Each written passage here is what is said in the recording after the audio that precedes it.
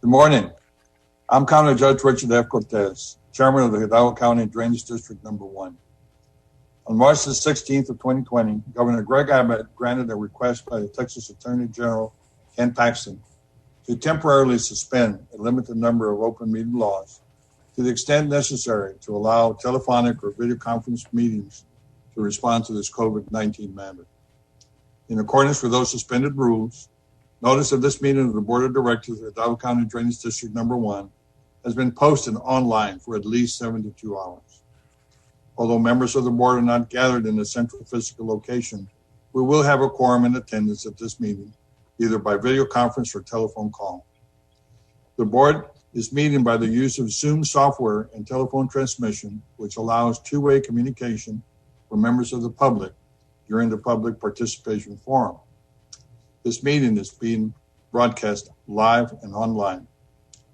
As we would on any other in-person meeting, members of the public who have followed the instructions on the meeting notice will be permitted to participate in the public forum portion of this agenda. If you would like to participate in the public forum at a future meeting conducted by video conference or telephone call, please follow the instructions on the posted meeting notice. All other meeting procedures will adhere to board adopted procedures to the extent possible. We apologize in advance for any unforeseeable technical difficulties and ask for your patience as we navigate through these unprecedented conditions. The time is now 9:47. We will begin with a roll call with Precinct Number 1 Commissioner. David Fuentes, Precinct 1. Good morning.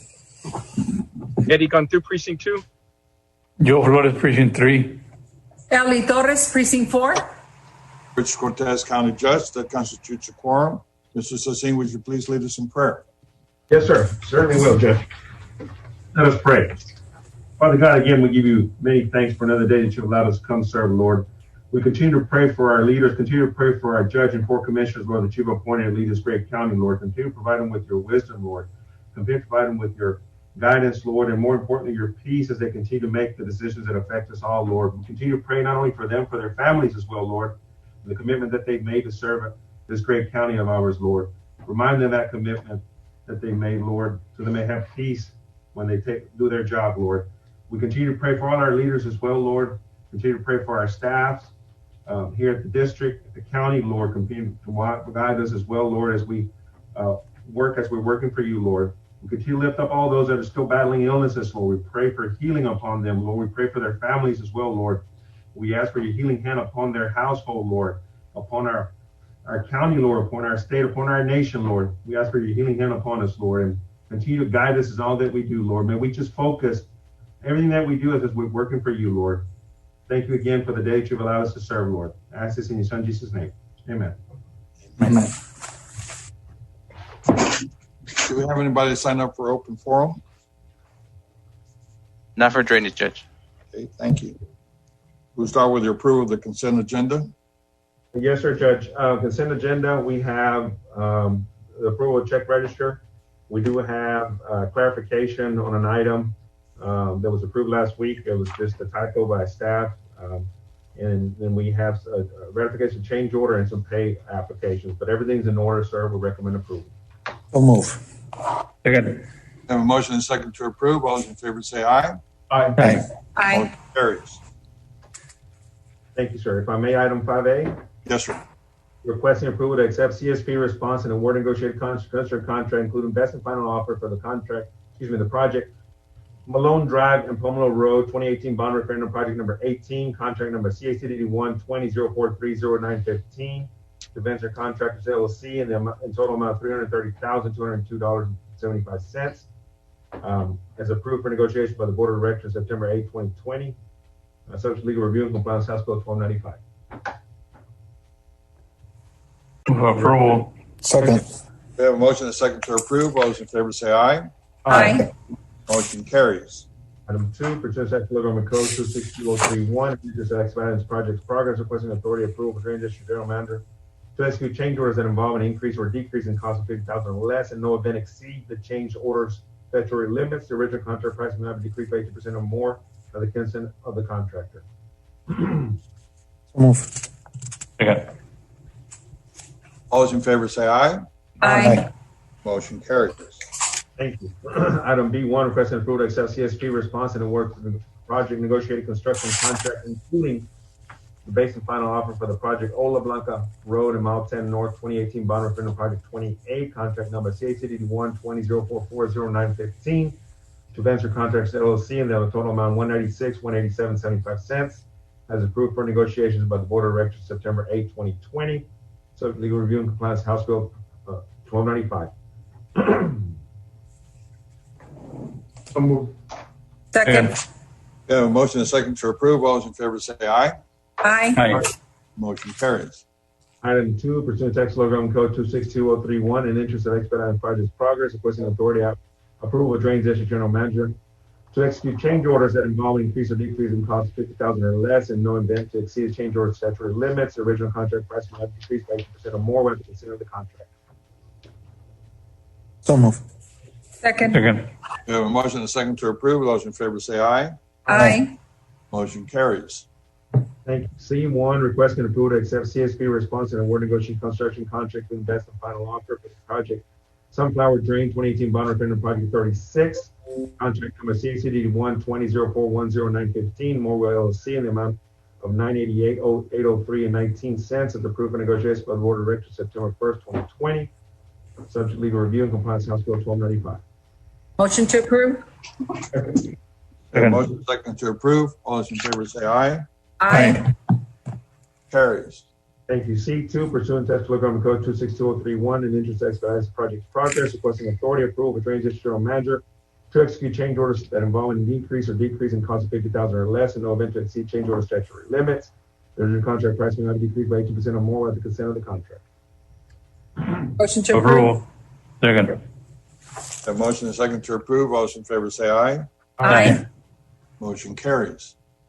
D, requesting authority to advertise and approve a procurement packet, legal specifications, bid package, bidders, and tier 2, including the re-advertisement of the projects and bids.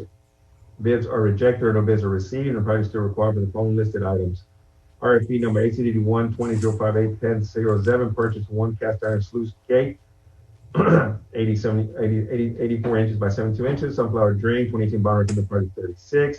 RFP number ACD 12005901007, purchase one cast iron sluice gate, 96 by 96 for Jackson Road Drain, phase 1, 2018 bond referendum project 16.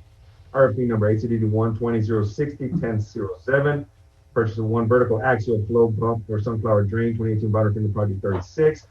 And RFP number ACD 12006111007, purchase of one vertical axial flow pump for Jackson Road Drain, phase 1, 2018 bond referendum project 16. Move. Second. Second. We have a motion and a second to approve 5A, B, 1, 2, 3, and 4. All those in favor say aye. Aye. Motion carries. Thank you. Item E, requesting acceptance and approval of work authorization number 3 for the provision of instructional material testing service at Alcohol Drainage Number 1 IBDC floodplain heavy project in the amount of $15,348.75 through award contract number ACD 120025041 with Milliam Engineers Group for Alcohol Drainage Number 1 on public construction material testing services. Move for approval. Second. We have a motion and a second to approve. All those in favor say aye. Aye. Motion carries. Thank you. Item 6, approve the issue of payment of the following items receiving review and compliance contract terms and conditions. Application payment number 3, in the amount of $115,957.49 from Castle Enterprise LLC for Drainage Construction Contract ACD 11804700925 on Expressway Drain Improvements. Mrs. Salazar, from my office, project engineer. Everything's in order. We recommend approval. So move. Approval. Second. We have a motion and a second to approve. All those in favor say aye. Aye. Carries. Item B1, application payment number 3 in the amount of $67,718.50. Morwell LLC for construction contract number ACD 11907712003, Down County Precinct number 4, J09 Phase 4 Rural Drainage Development Project. Sunday from my office, engineer. Everything's in order. We recommend approval. Move for Move. approval? Second. Second. We have a motion and a second to approve. All those in favor say aye. Aye. Motion carries. Item 7A, annual tax collection report 2019-2020. Mr. Paul Villarreal, I'll turn it over to him to make that presentation. Paul, you there?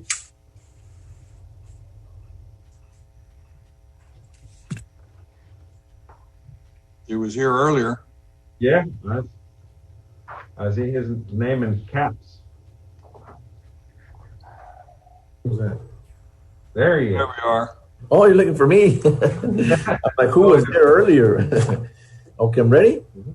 Yes, sir. Great. Well, good morning, Judge, Commissioners. It's always exciting to come before you, Mr. Sacin and Mr. Ivan Perez, to give you the annual report for the Hidalgo County Drainage District.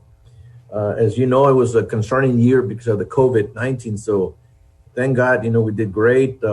Staff worked very hard, and we had to, we never closed our lobbies, so we had to keep our office open in order for us to make sure we received revenue. So I guess if you're ready you want to show me I'll make the presentation on the current taxes for the drainage district.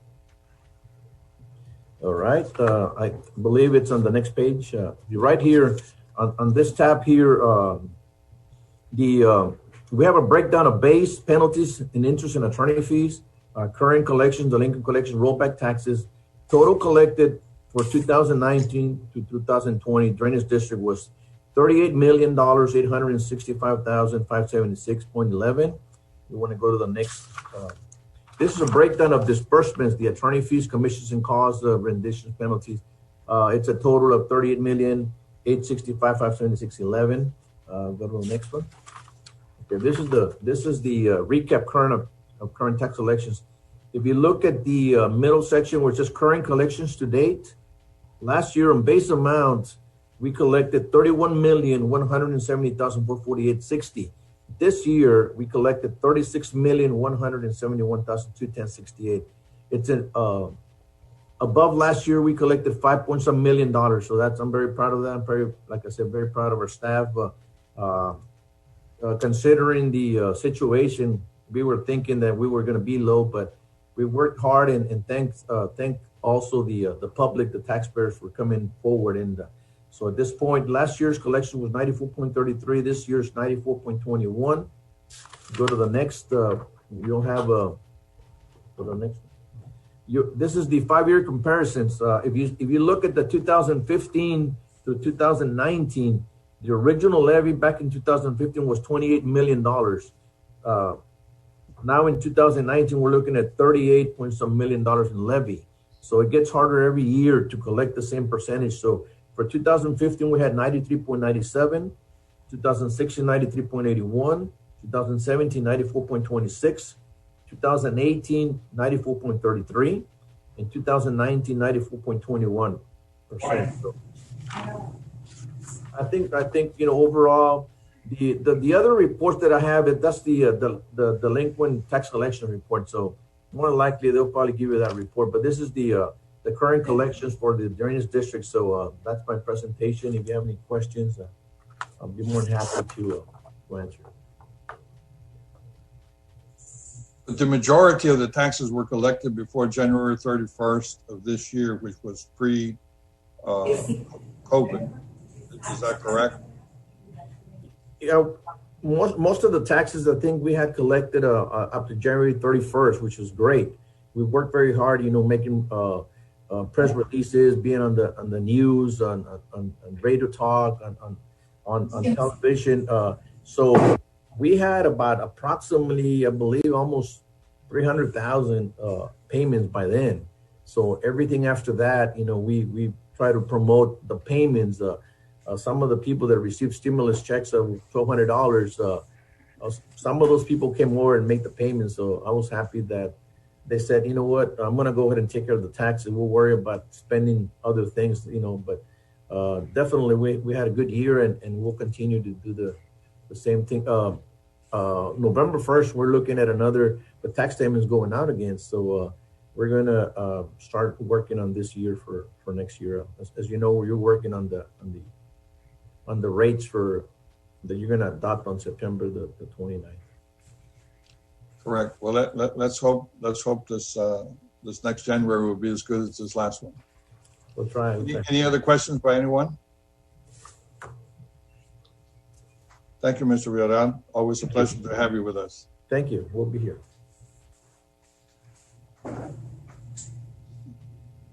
Item 7B. Yes, sir, Judge.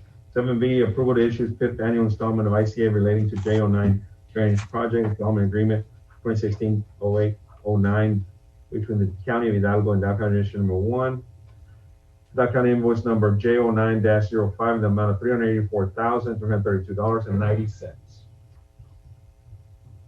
So moved. For approval? Second. We have a motion and a second to approve. All those in favor say aye. Aye. Motion carries. B2, approval to issue second annual installment for ICA relating to a South Detention Basin Installment Agreement 2019-06-06 between the County of Hidalgo and Dow County District 1, Dow County invoice number 123117-02 in the amount of $1,660,000. Move for approval? Second. We have a motion and a second to approve. All those in favor say aye. Aye. Motion carries. 7C, presentation discussion on the Dow County District 1 budget for 2021 calendar year. I'll share my screen. We distribute this out. We attached it as well. It'll be just a short presentation. So,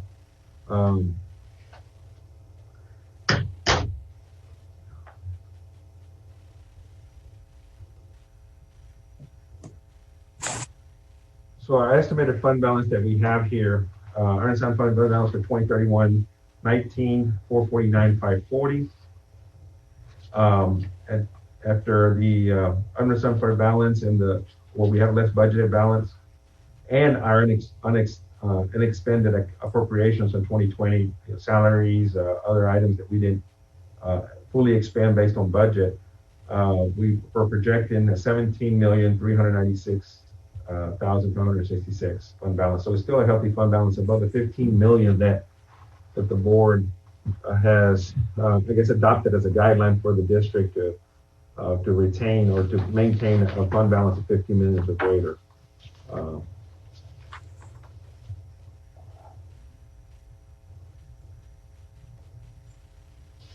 So these are the ones that make up the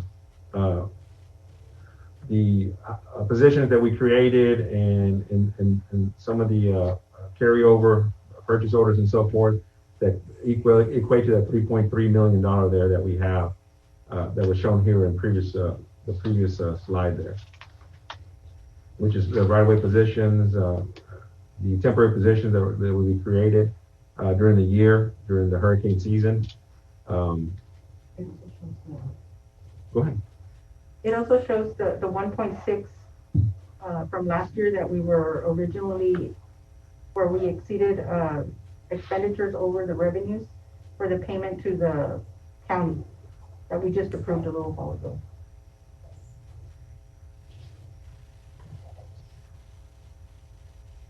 So as of August 31st, our projected revenues for 2021 are 21,894,589. We have the personnel actions due to the we approved this year, longevity pay, and then we did put for a step in our staff, the 420 new positions, and I'll cover the new positions here in a minute.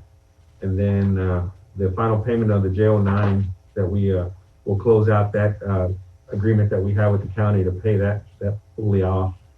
We're projecting a shortfall of $945,617.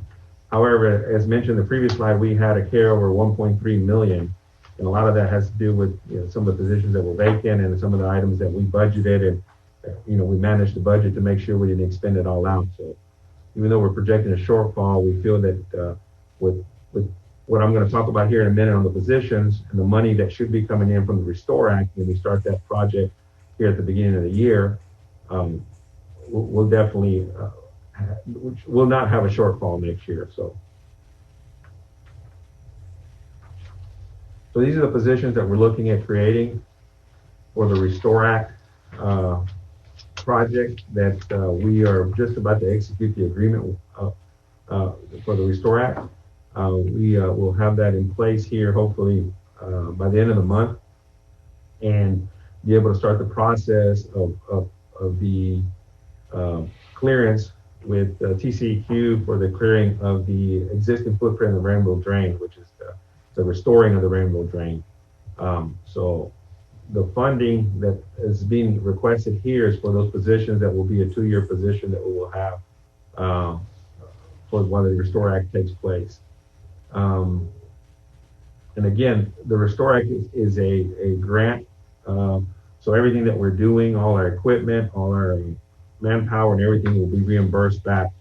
We have 6.4 million of monies that are just assigned for equipment and personnel for the district to perform the cleaning of the 60 plus miles of existing footprint of Rainbow Drain, the regrading and restoring of that system. So all that money will be coming back to the district. And I'll be talking about that next week when we talk about the equipment we're going to be investing in to do that work as well. This is just program equipment that we normally have on a yearly basis. We identify our need to replace existing equipment that we have.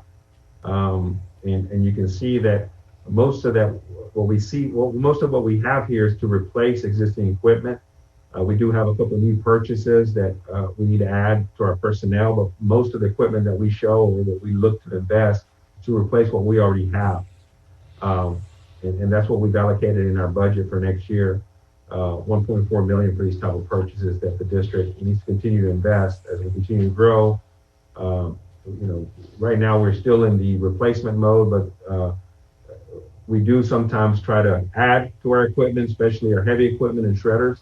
But for now, we're budgeting to replace what we have. So that's been kind of the trend for the last 5 years that we looked at.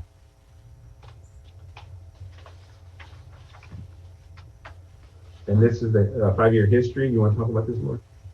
It's a 5-year history for the estimated revenues to, from estimated revenues to actual and the variance, and it shows expenditures and fund balance. We've tried to, we're getting, at least on the fund balance, we're getting a little bit closer in projecting the fund balance back in 15, 4.3.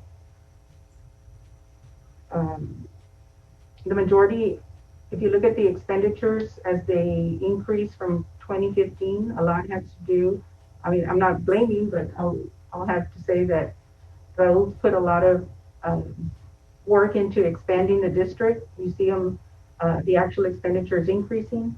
We have additional personnel, more machinery. It's just a sign that the district is growing. Which correlates with a lot of the mileage that we're taking on as well.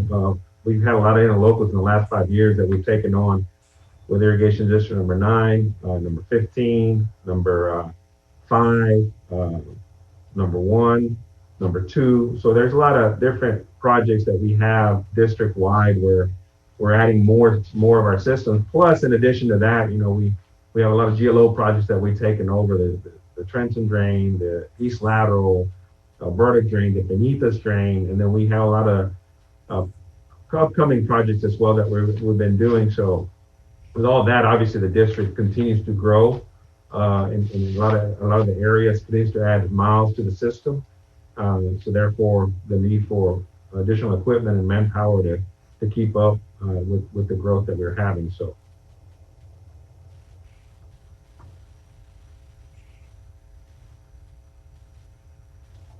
And our 5-year history here. It shows the principal and interest payments that we made for the last 5 years. This year or next year in 2021, we're showing a decrease in the bond payments because we did not make any sale of new bonds in 2020. The last sale we had was in 2019 for the 2018 projects. Since there's a small decrease of about 800,000, that computed to a small decrease in the tax rate. Last year's tax rate was 10.51, and next year we're hoping for it to be 10.26. That's what this budget has been calculated or computed under. So if you have any questions. That's it. Yeah. So any questions from the board we can entertain, or we can visit collectively or individually? Anything? I have a very quick one. Are there any contingent liabilities that are pending negotiations or anything with any disputes over pricing that is significant to impact any of these numbers? And no, not anything significant to impact the numbers. Anything that we have right now that is that we're looking at, it's all within funding that we have to be able to meet our requirements that we have, contractual requirements. So nothing that we're not prepared to address with our current funding. Okay, but I'm talking about estimating your ending fund balance and your estimated deficiency for this year. I mean, there's nothing material out there that would change it between now and the end of the year. Laura? No? That you know. That we know of, Yes.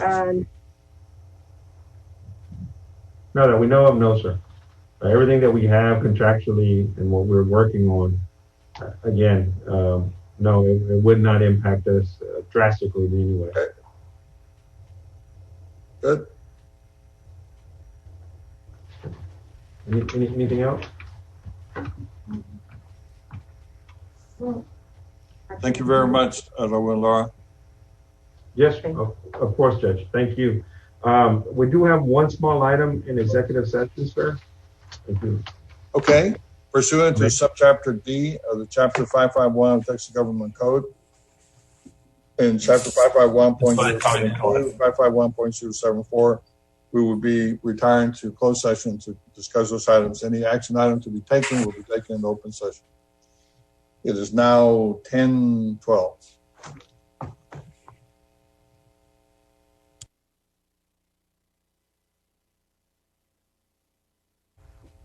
Okay, we're back from closed session. The time now is 10:29. I believe we do have one action item. Yes, sir. Go ahead, Ivan. Yes, under possible action of real estate acquisition, the board will need to authorize a motion to allow the administration to proceed as discussed in the closed session. So move. Second. Those in favor say aye. Aye. Motion carries. May I have a motion to adjourn? So move. So moved. Second. Those in favor say aye. Aye. Motion carries. We're now adjourned. Thank you, everyone.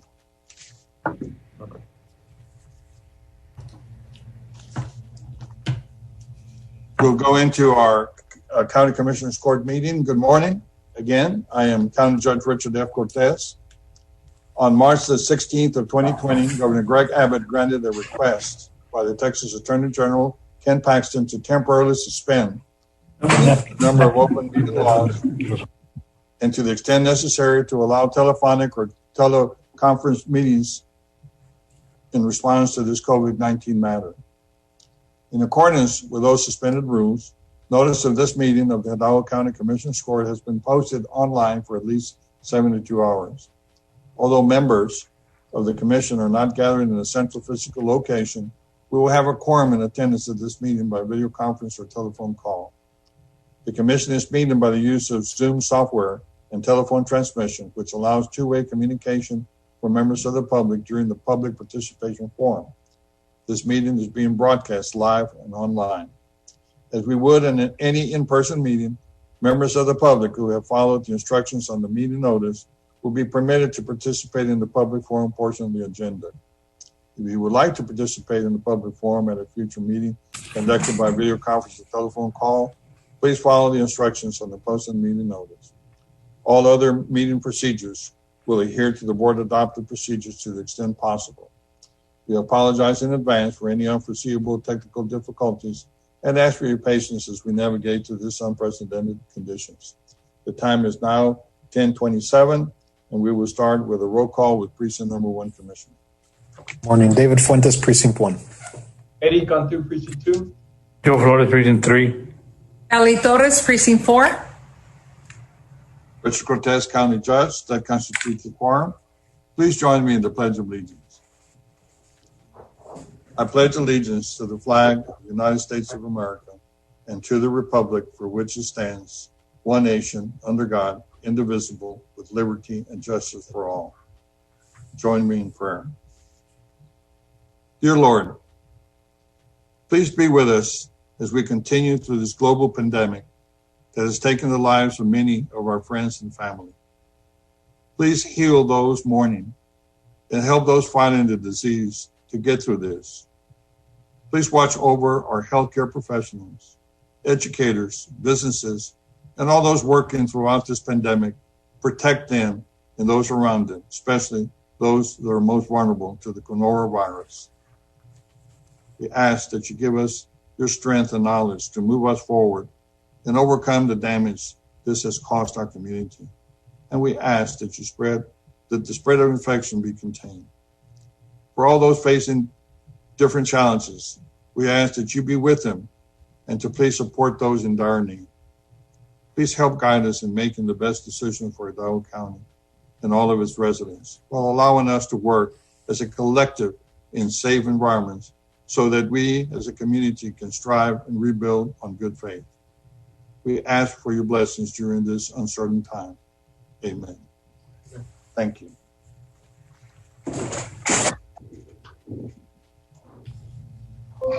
We have the approval of the consent agenda.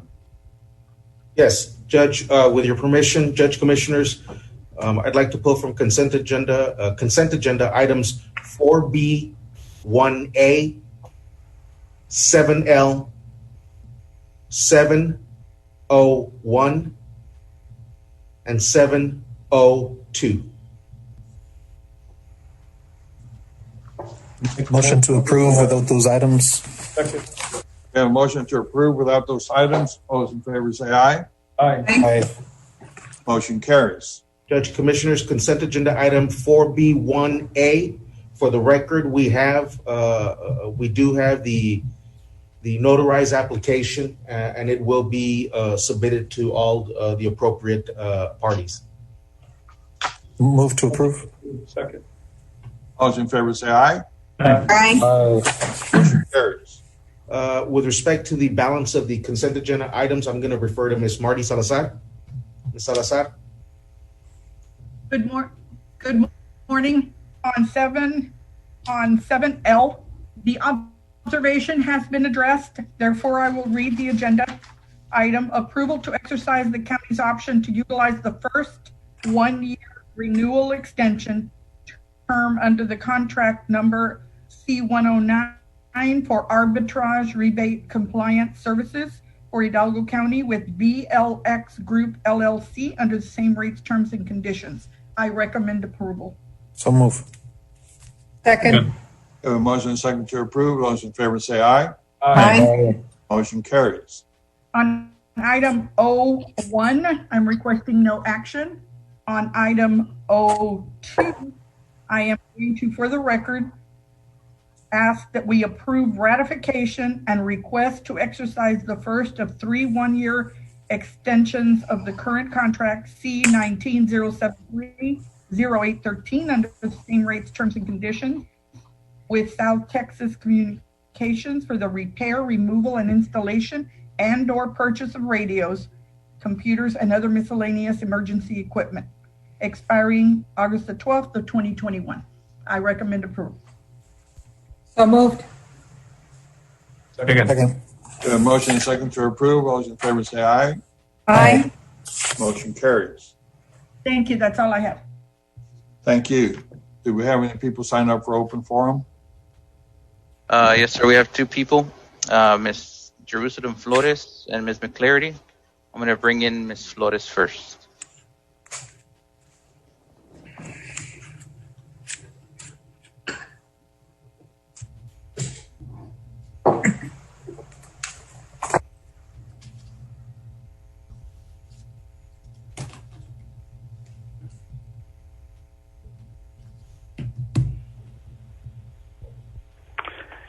Hello, good morning. Good morning, Ms. Flores. There is a 3-minute time limit under open forum. I will advise you when there is 1 minute, and I will start when you start. Okay, sir. Thank you. Thank you. Good morning, Judge Cortez and commissioners. I hope you can hear me well. Yes. I'm just calling to express my opposition on the ongoing property tax increases especially on primary residences.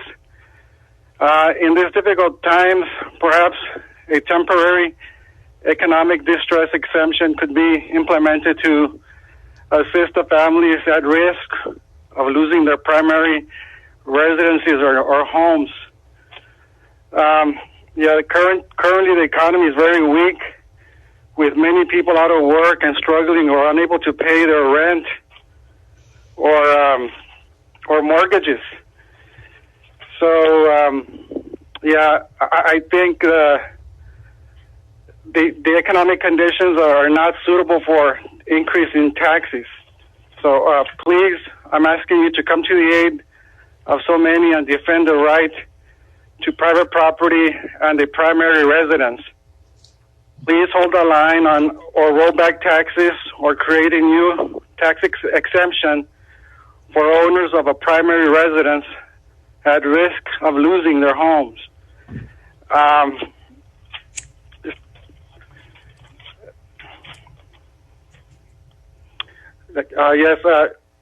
apologize. I started with the wrong part of the.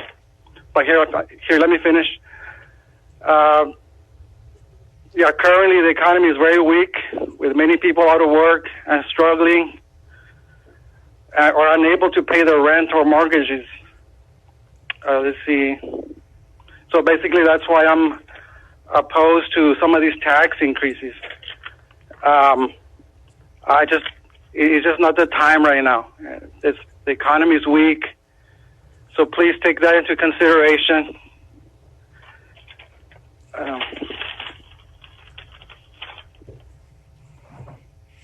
Okay, thank you very much.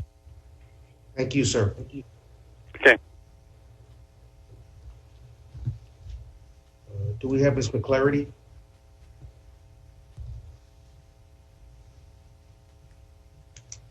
I'm here. All right. Okay. So, Ms. McClarty, there's a 3-minute time limit. I will advise when there is 1 minute, and I will start when you start. Commissioners, what you're telling the people of Hidalgo County is that even though this Commissioners Court has ordered everyone to stay at home and ordered non-essential businesses to close, including the courthouse and schools, that you are proposing a tax increase. You want people to pay more while ordering them to stay home and close businesses that provide 80% of the jobs.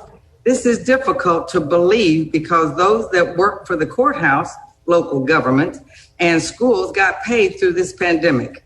They did not miss not one paycheck. Teachers are still not in the classroom.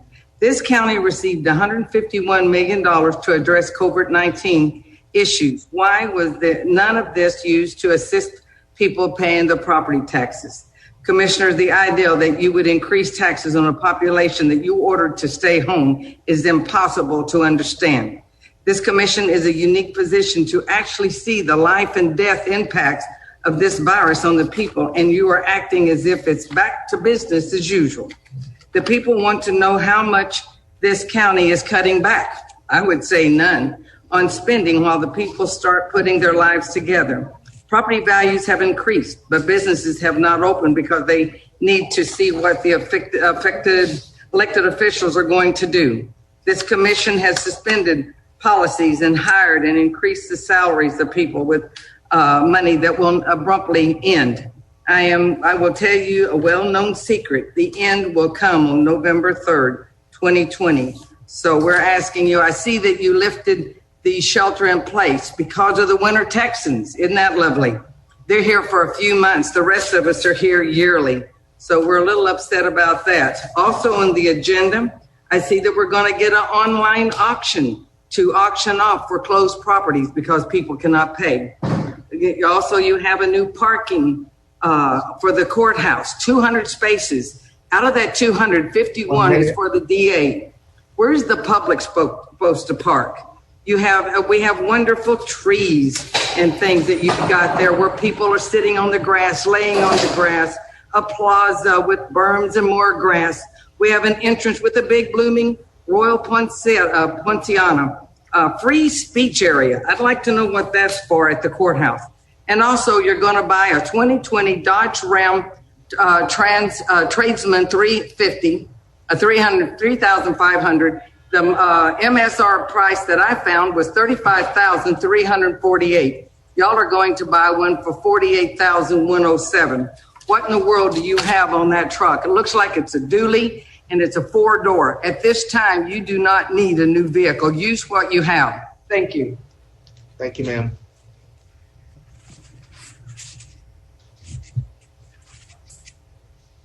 On the next item, County Judges 6A will be no action. We go to 7A, County Treasurer Lita Leo.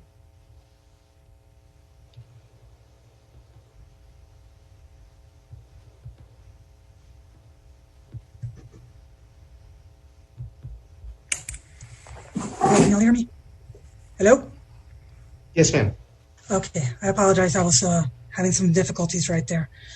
As y'all may know, recently the IRS issued guidance to implement the president's memo that was issued on August 8th, which was recommending that employers defer Social Security withholdings beginning September 1st up until December 31st, 2020. It is my recommendation that Hidalgo County not participate in these Social Security taxes for one reason.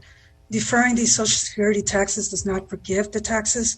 It only postpones. Again, it is a deferment. So beginning January 1st, 2021, the county will collect the current Social Security withholdings from the employee's paycheck, as well as the withholdings that were deferred from September 1st till December 31st. Additionally, responsible for the repayment of any employee portion, even if the employee is no longer employed. I'd also like to mention that many other counties throughout the state, for these reasons, have decided to opt out of this deferral. So it is my recommendation once more that Hidalgo County not participate in the deferment of these Social Security taxes. Ms. Leo, this is David Fuentes. Did your office receive Yes, sir. a bunch of requests related to this? Yes, we have received several phone calls. Employees are concerned, and many of them do not want to participate in this because, again, you'll see the effect. The employee will see the effect on January 1st. Okay. Thank you, ma'am. You know, the only thing we could consider, and I'm not suggesting or recommending, but bank deposits go up at the highest level. The bank's deposits are in February of every year. And the reason they go up is because a lot of people receive an income tax refund. In the event that an employee could show that he or she has been receiving a tax refund for years and years and years, and they have a source to repay it, I would look into it on the conditional basis that employee has been with us for a long time, can show they're having the real ability to repay or whatever, and have them take advantage of an interest-free loan. I'm not suggesting that we do that, but those are facts that are available for us to consider in the event that we should rethink this.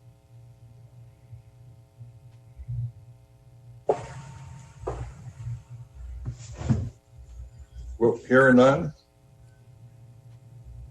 then there's no action to be taken. Do we have to take action in order for us not to participate?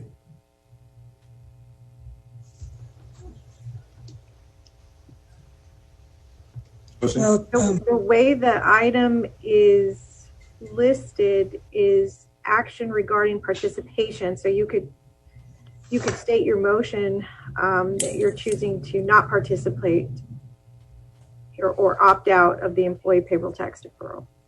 That's my motion. Second. We have a motion and a second not to participate. All those in favor say aye. Aye. Motion carries. Thank you, Ms. Leo. thank you.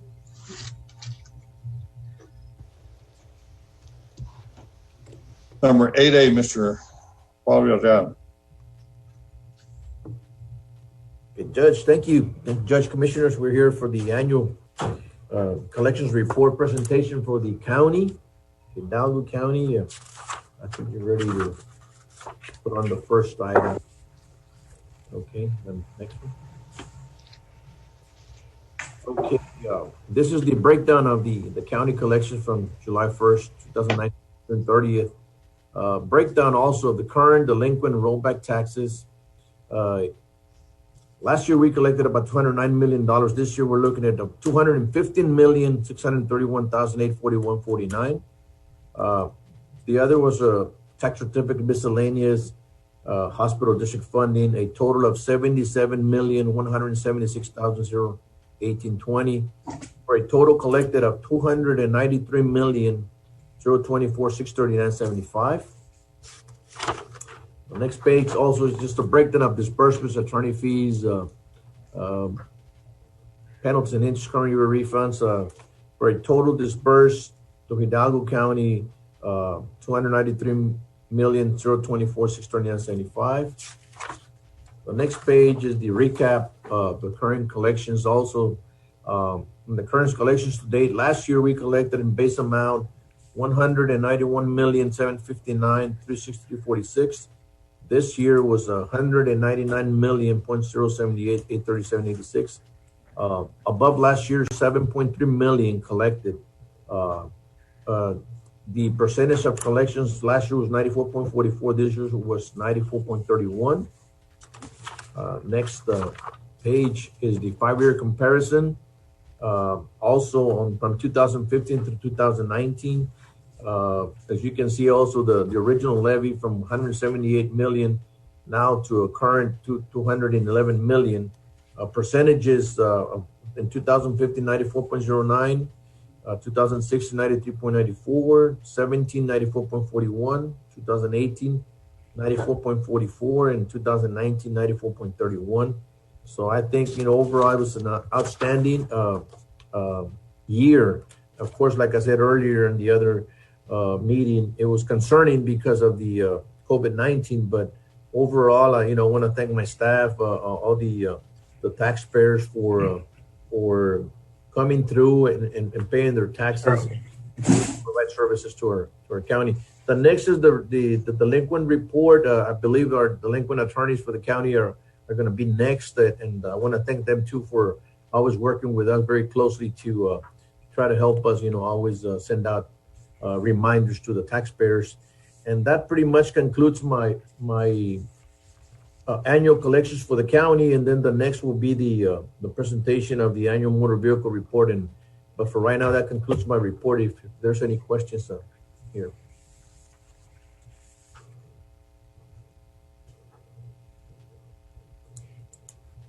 Judge, you're on mute. Are there any questions of Mr. Villarreal?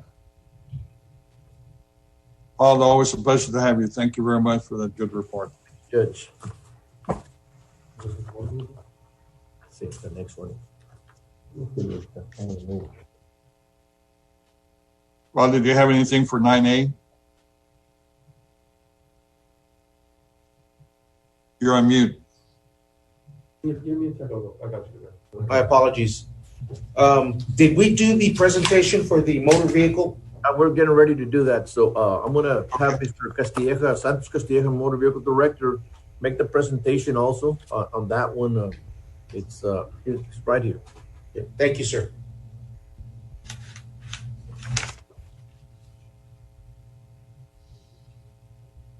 Good morning, Judge, Commissioners. Santos Castilleja, Motor Vehicle Manager, and I'm here to present to you the statement of revenue collections for the Motor Vehicle Department.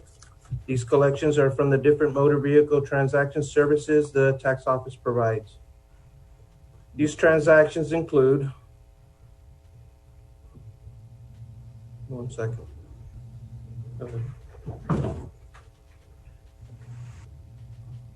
Back.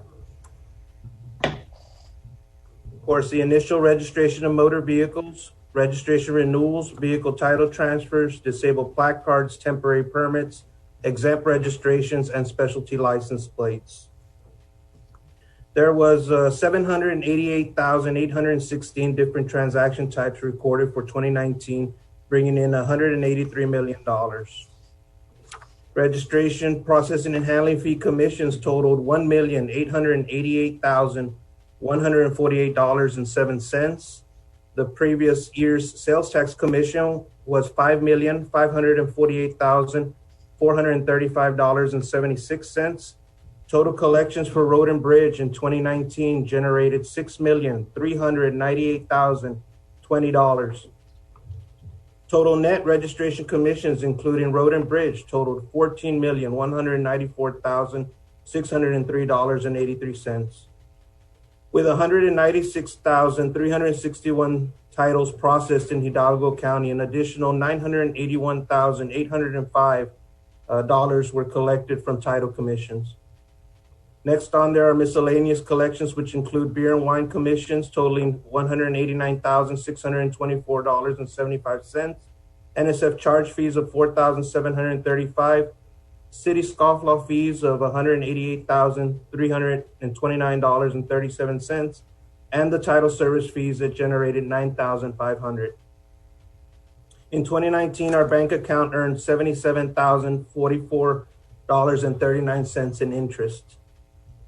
Total county collections was $15,667,608.59.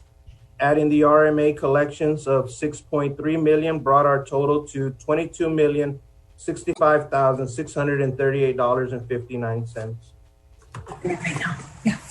An additional $161 million was collected for the state of Texas, the majority of that being sales tax totaling $111,511,034.95. The state inspection fee totaled $4,954,237.75. As mentioned earlier, the total amount collected at the motor vehicle office in 2019 was $183,635,044.74. As you can see from the graphs, we still had a steady growth in 2019. Hidalgo County had 634,068 vehicles registered in 2019, a 2% increase compared to 2018. The next report has the current transaction count from January through June of our current year. This year, with Governor Greg Abbott granting a temporary extension to obtain registration and titling, we've really seen a decrease in collections. The transaction total is at 400,242, with collections totaling $92 million. Key accounts include the registration, processing, and handling fee commission at 16% less, road and bridge and RMA collections at 3% less, title transactions at 6% less, and sales tax collections at 12% less.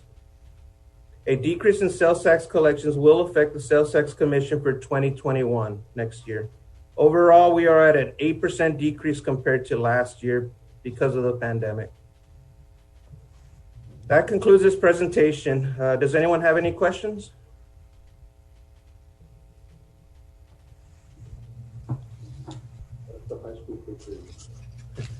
If not, I'd like to thank everyone for having me.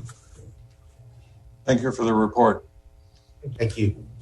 Judge, Commissioners, with your permission, I'd like to go to item 19B and 19C. Good morning, Judge, Commissioner, City of Field Department, Budget and Management. Item 19B, we have item to consider and approve an order authorizing the issuance, sale, and delivery of the Hidalgo County Texas Certificates of Obligation Series 2020, payable from the levy of a direct and continuing annual ad valorem tax within the limits prescribed by the law, and a limited pledge never to exceed $1,000 from the surplus net revenues from the operations of the county's parks, as authorized pursuant to Chapter 320 Local Government Code, prescribing the terms and form thereof, providing for the payment of the principal thereof and interest thereon, authorizing the use of an official statement to be used in connection with the sale of the certificates, and making other provisions regarding such certificates and matters incident thereto. I do have bond counsel Chuy Ramirez and also Mr. Noe Hinojosa from Estrada Hinojosa on the call. And I believe Mr. Hinojosa does have a presentation to go over regarding this bond sale. Mr. Hinojosa? Good morning. Glad to see everyone is okay out there in Hidalgo County. Noe Hinojosa for the record with Estrada Hinojosa and Company. As Sergio pointed out, we went out to the market yesterday. Well received. You had a rating from both S&P and Moody's affirmed at a AA2 and AA minus from S&P. I will send separately the rating report so you can go through them. They recognize the times that we're in with coronavirus, and that didn't play a role at this point in regards to your rating. They expect you, as you have in the past, to continue to be reasonable and frugal and disciplined in the way you go about adopting your budget. So from that perspective, it was well received. Just very quickly, I'll take you to page 7 in that presentation. And of course, that copy that this is in Sergio's hand, so he can provide you with a copy of the presentation later. But anyway, we came to you back on July 14th. If you look at row number 4, we thought that the interest rate there would be at 2.75. We ended up getting a successful sale yesterday, as I said, at a 2.40%. This is a loan that is going out through year 2040, and basically it was very well taken. If you go to the next page, you'll see there that basically the interest rate or the tax rate, the second column from right to left, in 2020 was a 0.0714. We believe that with this transaction, the tax rate won't be affected. It'll be at a 0.0707. The salmon colored column there in the middle, that's basically the continual of a CIP plan that we have worked with your staff. And as you go about funding that plan in years to come, if you turn to the next page, page 9, basically, in order to fund about another, I can't possibly remember, Sergio, the size of the CIP left over between 21 and 24. But basically, if you were to fund that plan, the tax rate, which is the second column from right to left, will still not be affected. And that's the good news, that you got, if in fact you sell bonds next year and years to come, that they know, the rating agencies know that we may need to borrow money in years to come as you grow, or as the needs are required to be addressed, that you will have the ability to fund that within the same tax rate that we've been working on. And of course, interest rates are so favorable. In this particular case, we've been using interest rates that are higher than what they actually are. So with that, if you go to page 11, today is September the 15th. If you approve this order, sell the bonds, sell the obligations, we'll be closing on or about October 14th. Any questions? We're assuming court filing fees of 1.25 million, I believe. That is correct, sir. That's on page 9. Is there any reason to believe that we won't get that with, the situation as it is at our courthouse? Sergio? There might be a chance that it might be slightly below. I think right now we have been collecting a little bit above the 1.25 over the last couple of years. So we think the 1.25 is a pretty reasonable estimate moving forward. Okay. Thank you. And I also noticed that they didn't give any increase in tax valuations throughout the period of time, which is a very conservative. Correct. Based on the discussion that we had in prior workshops before we authorized the issuance, as you know, the court directed us to be a little bit more conservative in our valuation projections. So we did reduce that to 0 based on the court's recommendation. I think that 2.4 is an amazing rate. Any chance we can refinance any of those bonds, other bonds? Well, if you go over to page, It's on page 10. page 10, you'll see that the portfolio of loans that the county has, you got bonds that go back to 2014, and the call date then is on 8/15/24. In other words, we have to wait about, I guess, 90 days from the call date in order to be able to pay those off without a significant penalty on those bonds. And you only got about 19 million won, or $19 million to refund there.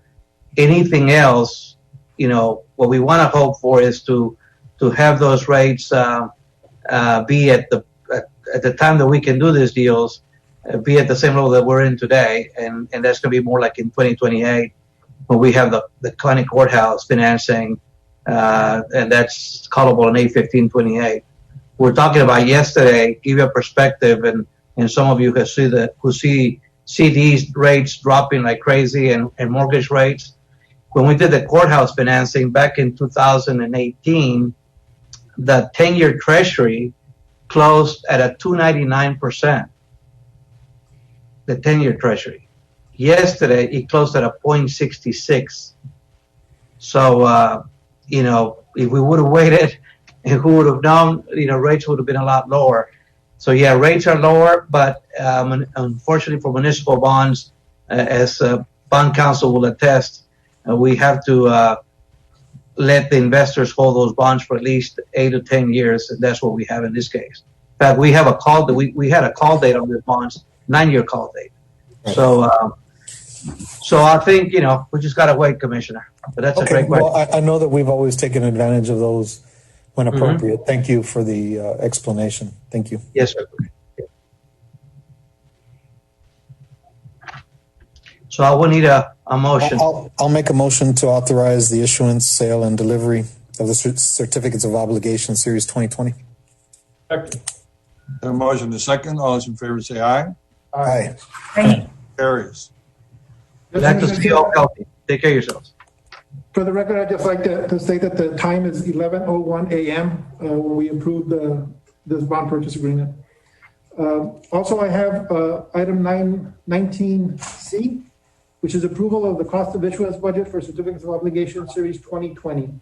A copy of the budget was attached to the agenda. Move for approval. Second. You have a motion and a second to approve. All those in favor say aye. Aye.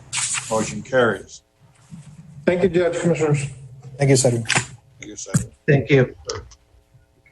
So, Judge, Commissioners, with your permission, moving back to item 9A, 1 and 2, there's no action to be taken this week. We do have 19B, presentation by Lineberger, Gogan, Blair, and Sampson, LLP, of the delinquent tax collection report for the period of July 1st, 2019 to June 30th of 2020. Thank There you. you are. Yes. I'm sorry. Okay. Good morning.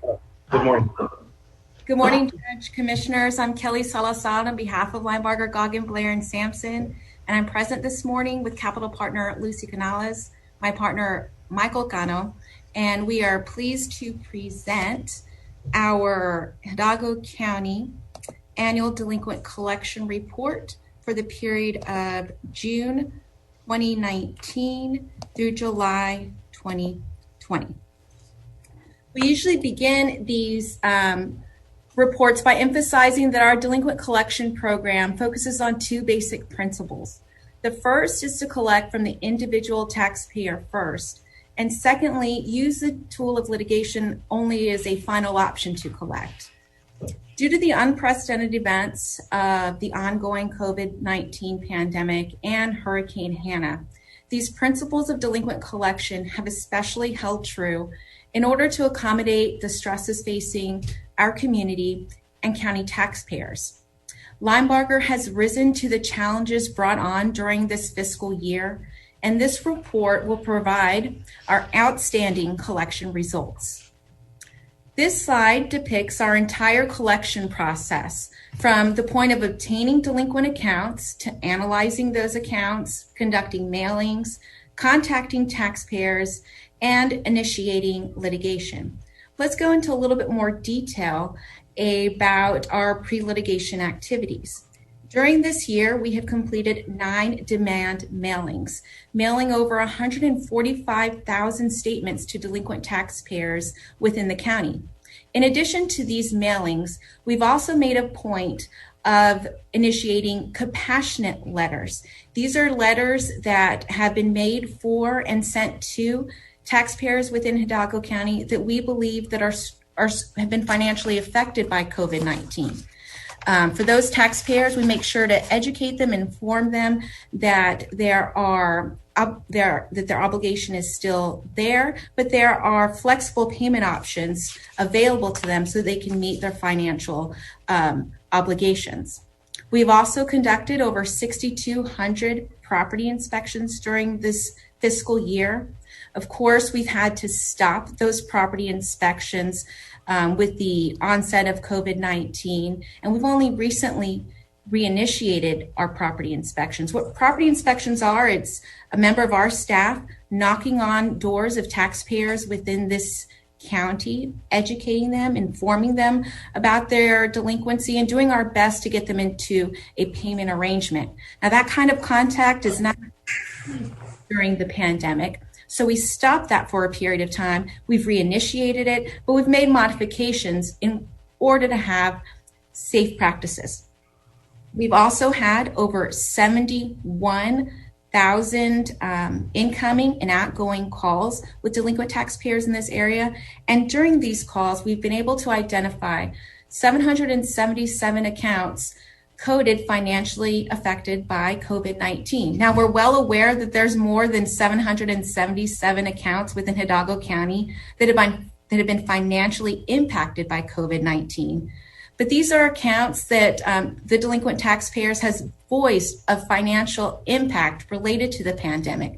Now, we still make collection efforts with these delinquent taxpayers, but we do it with a sense of compassion in order to best facilitate the taxpayer meeting their tax needs. Also, during this delinquent tax period, we've had over 8,900 taxpayer walk-ins to any one of our 4 offices within Hidalgo County. Now, again, as a result of the pandemic, we've had to modify and adapt to the change in the times. We have closed our offices to incoming taxpayer walk-ins, again, in order to protect our staff and our community. But we haven't stopped allowing taxpayers to come to each of our 4 locations in order to resolve their debt. As you can see from this picture, we have signs available for taxpayers in order to walk them through how they can meet their financial obligation in person, but without actually face-to-face and within an unsafe social distance with another person from our office. We have 10 taxpayer bays, what we call as our curbside assistance to our delinquent taxpayers, where they can drive up, call our office, and we can walk them through how they can make payments there conveniently and quickly in order to facilitate their payment arrangements.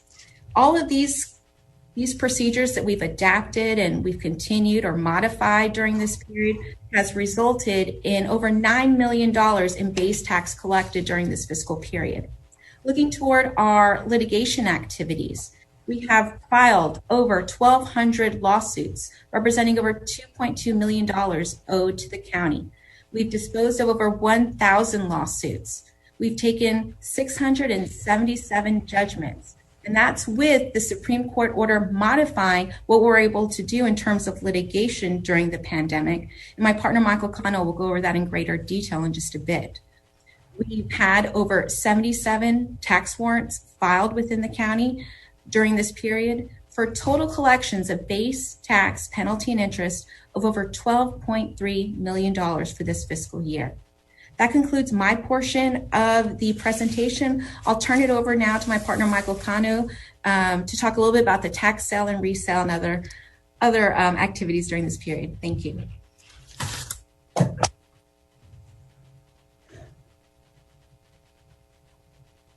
Thank you, Kelly. Good morning, Judge, Commissioners, everyone at home. For the record and those watching online, my name is Michael Cano with Linebarger. As y'all are aware, one of the most effective tools we have for collecting delinquent taxes is the use of our foreclosure process. As I've stated many times before this court, our foreclosure process is primarily focused on targeting non-homestead residential properties. That is, we primarily target abandoned properties, vacant lots, and non-operating commercial accounts. However, as Ms. Salazar alluded to a few minutes ago, the unexpected COVID-19 pandemic certainly threw a monkey wrench in our foreclosure program and our projected revenue from our tax sales and resales. As a result of crowd-side restrictions and safety concerns, we had to cancel our April and May 2020 tax sales and resales. However, Judge, Commissioners, we rolled up our sleeves, we went back to work, and we developed a very safe COVID-19 plan for resuming our tax sales in June of 2020. During this past fiscal year, Judge, Commissioners, we were nonetheless able to conduct 8 tax sales and resales, which resulted in selling about 150 properties across the county, and those sales netted about $500,000 in collections for Hidalgo County. I'd also like to point out that even once we begin the foreclosure process, we nonetheless continue to work with your taxpayers who have a desire to keep their properties. And as depicted on your screen, about 1/4 of the properties we placed up for sale actually resulted in either full payment and or a payment agreement. And so obviously those properties were not sold. Now, not only are we not proud, we are very proud of our tax sale and resale results. We are also very proud of the fact that we were the first delinquent tax firm in the county to lead with post-COVID-19 tax sales. As you can see from the photos on your screen, we developed a tax sale process that kept the county residents, the sheriff's deputies, the constable's deputies, and our employees socially distant from one another, and more importantly, safe. Since implementing our tax sale procedure, I'm very proud to report that many other firms conducting similar sales have actually followed our lead and in fact actually use our setup for their respective tax sales. Judge, Commissioners, as you may recall, about 6 months ago, when we appeared to present our semi-annual collections report, I discussed in some detail the changing landscape of tax collections and how many factors were making it increasingly harder for us to collect delinquent taxes, especially the steady increase of legally protected accounts. Those are basically accounts which we legally cannot attempt to collect from.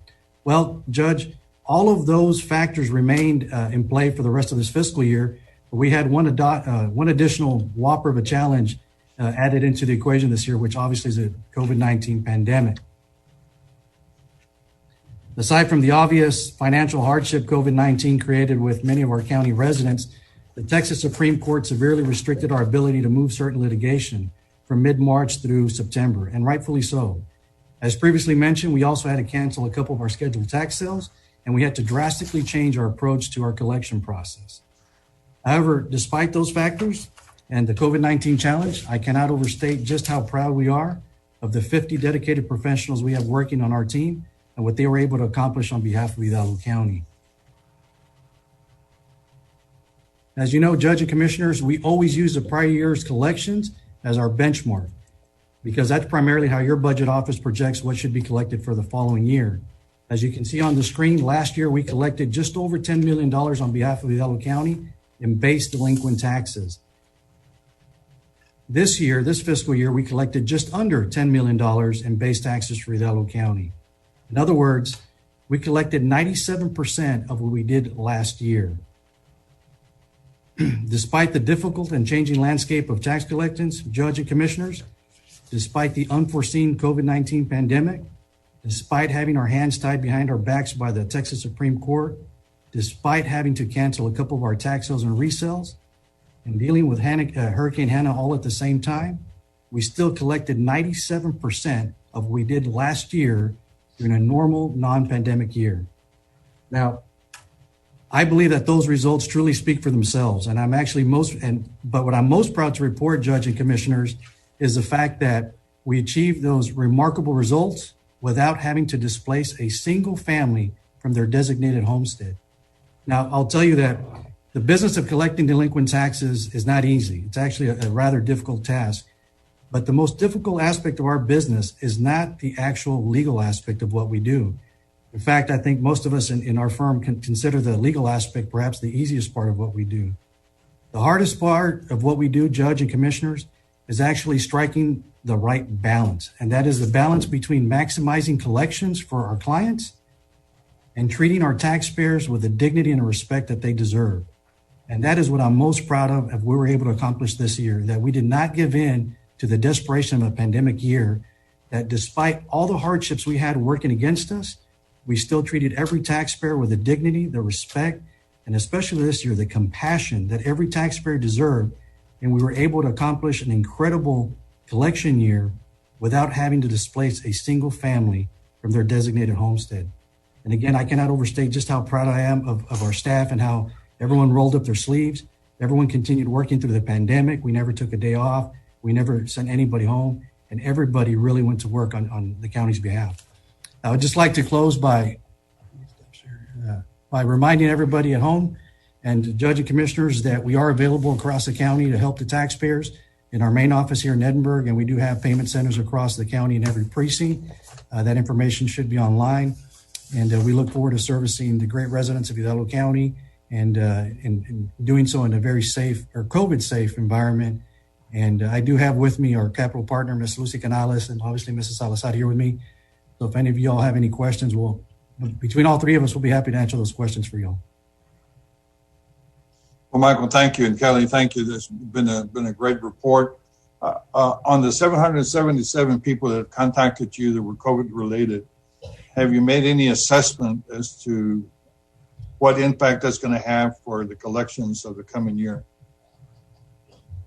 Well, we've been able to determine that even these taxpayers who've made these assertions of financial difficulty due to COVID-19, these taxpayers are still making every effort to make some sort of payment towards their obligation to the county. So we haven't been able to analyze it as a whole at this point yet, but the Hidalgo County taxpayers are trying to honor their obligation to the county, and we'll continue to monitor that moving forward. You know that each year our auditors make a determination as to what they think we're going to collect in taxes. And obviously they move to be conservative. Do you have an opinion of what that number could be next year?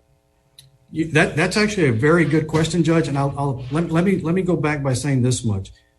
When we appeared before the county 6 months ago, during our semi-annual report, our collections were at about 100%. That is, they had matched where we were the prior year. Obviously, once the pandemic hit in mid-March, we started to see a very significant decrease in where we were at. And then sometime in May and in June, we started to see a massive rebound, and that's how we got back up to 97%.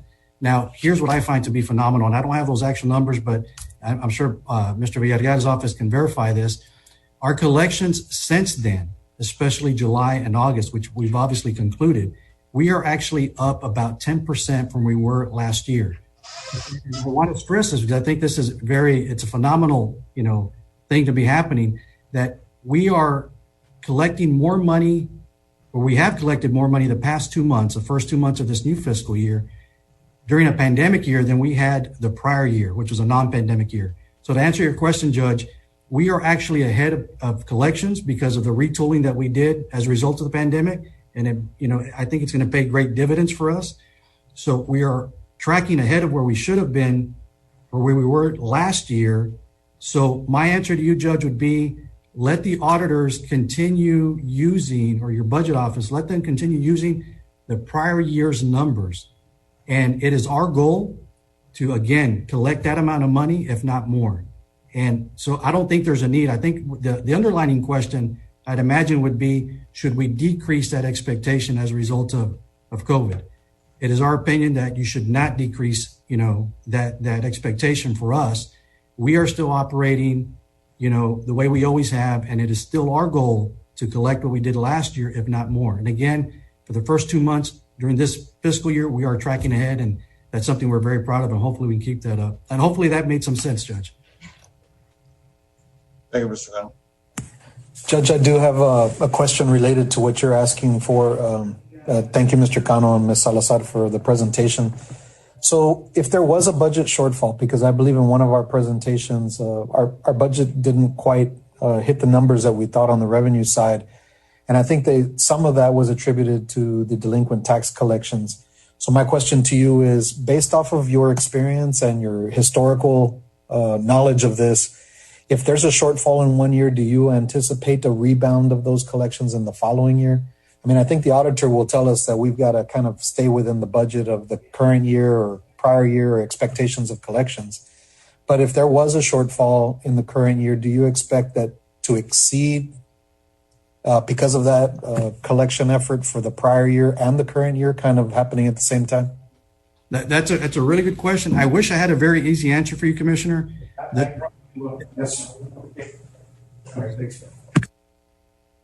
Okay. That was background noise. Sorry. Yeah, I apologize. I thought someone was still asking a question.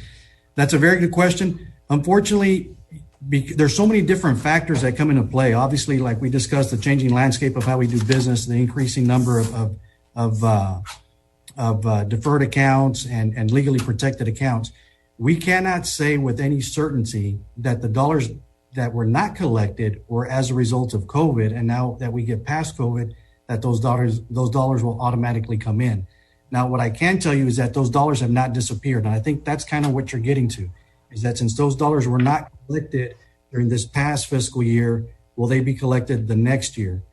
Now, I can tell you with all the sincerity I have that is our goal. Our goal is to collect all those dollars and then some. So it's really hard to tell, Commissioner. We have a lot of different factors in play. It's not just the COVID. You know, obviously Hannah came into effect. There's a lot of different things. As we're resuming back to normal, we're trying to collect all those dollars. It is our goal to collect all those dollars, meet where we were last year. And I guess to answer your question, if there was any type of a shortfall, then obviously that would cover that shortfall from the previous year. And I appreciate the empathy that you work with as far as working with our taxpayers. And I would just encourage you to continue with that. It certainly sounds like you're rebounding on some of your collection efforts in July and August, which is great news. Let's try to keep it away from those tax sales and work with them and create those payment plans to try to, get to that collection and keep people in their homes while, obviously doing our due diligence and trying to make sure we collect the taxes that we need to collect. But I appreciate your efforts and thank you for that perspective. Thank you, Commissioner. I'll certainly take that to heart. As long as I've been overseeing the tax sales and resales of this county, I will tell you that is perhaps the core of what I believe, which is not to displace families from their home. And I'm actually very proud to report that in all the years that I've been doing this, it's been on very minimal occasions that's actually happened. And a lot of times it's not because it was our lead. So I'll continue to do that. The tax sales and resales that we do have are what we consider to be beneficial because their properties have been abandoned, and it's a way to move the properties into becoming more productive properties.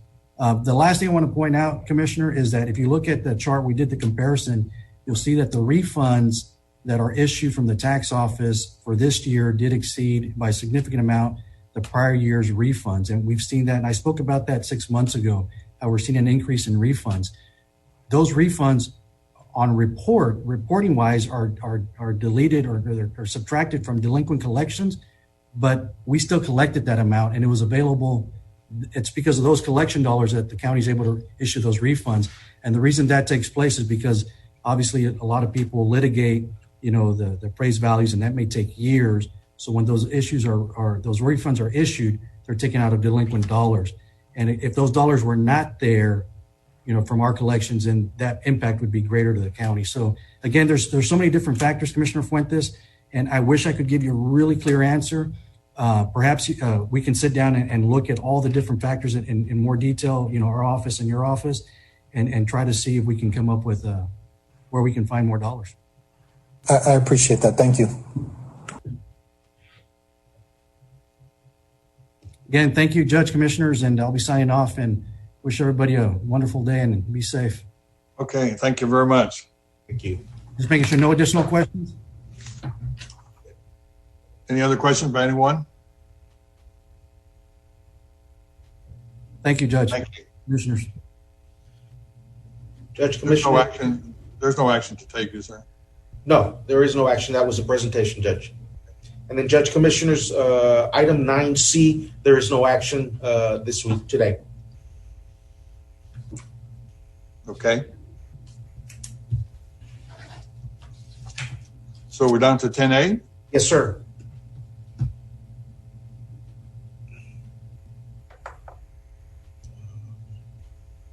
morning. Chavez, you need to fix that. Caro? Yes, I'm sorry. I'm adjusting the volume. Good morning. Approve for sheriff and constable fees scheduled for the year 2021. So there's a lot of static coming from you. Scott.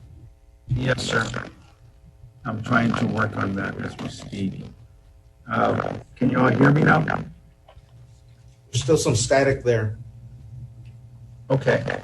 Why don't you read it for him, Valde? Okay. With your permission, Caro, it is, they're asking for their sheriff and constable fee schedule for the year 2021 to be approved.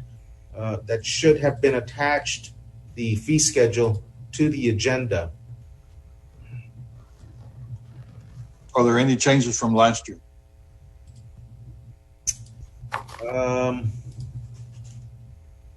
Looking at it right now, Judge.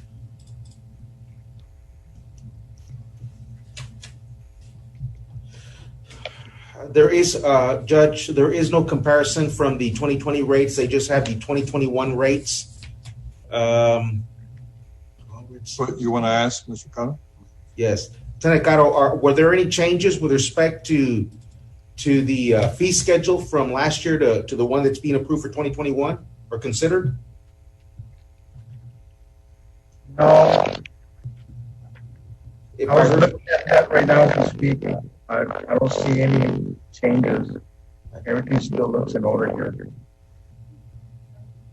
Right, Judge, if I heard correctly, I believe you said that. I think you said no. Well, Yes. With that being said, then I ask for a motion to approve. So moved. So moved. Second. We have a motion and a second to approve. All those in favor say aye. Aye. Motion carries. Thank you, Lieutenant. Thank you. Constable Precinct 3. Larry?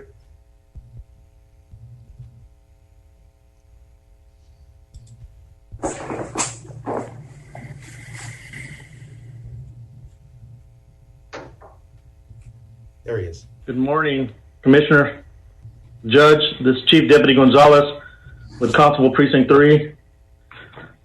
Today we have discussion, consideration, and approval to appoint Adan Salinas as Deputy Constable by Larry Gallardo Jr., Constable Precinct 3, in accordance with Texas Local Government Code, Section 86.011. Move for approval. Second. We have a motion and a second to approve. All those in favor say aye. Aye. Motion carries. Thank you. Thank you. Veteran Services.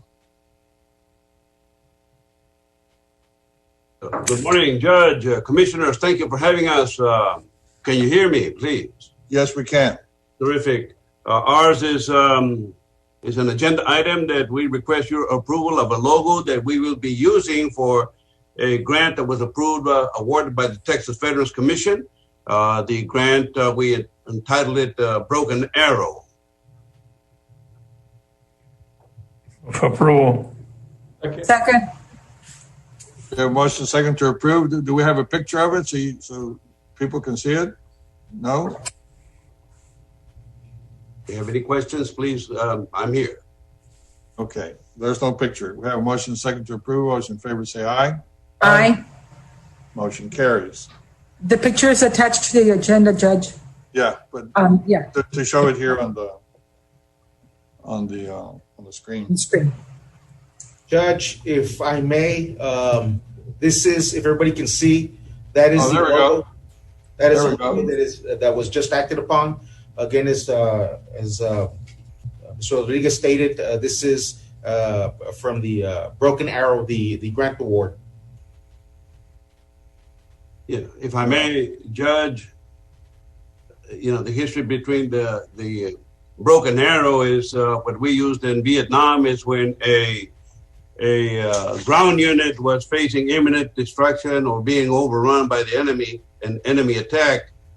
The code Broken Arrow would go out over the air, over the radio, and so that we wanted all available air forces within range to provide air support immediately.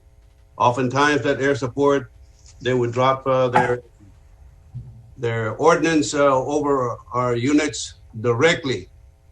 And we hear right now, the reason why we named this Broken Arrow is because we hear veterans out there that need our help. And because of you all, Judge, Commissioners Court, Valdeguerra, all of you have been, tremendous support has allowed us to be able to help our veterans out there and improve their quality of life.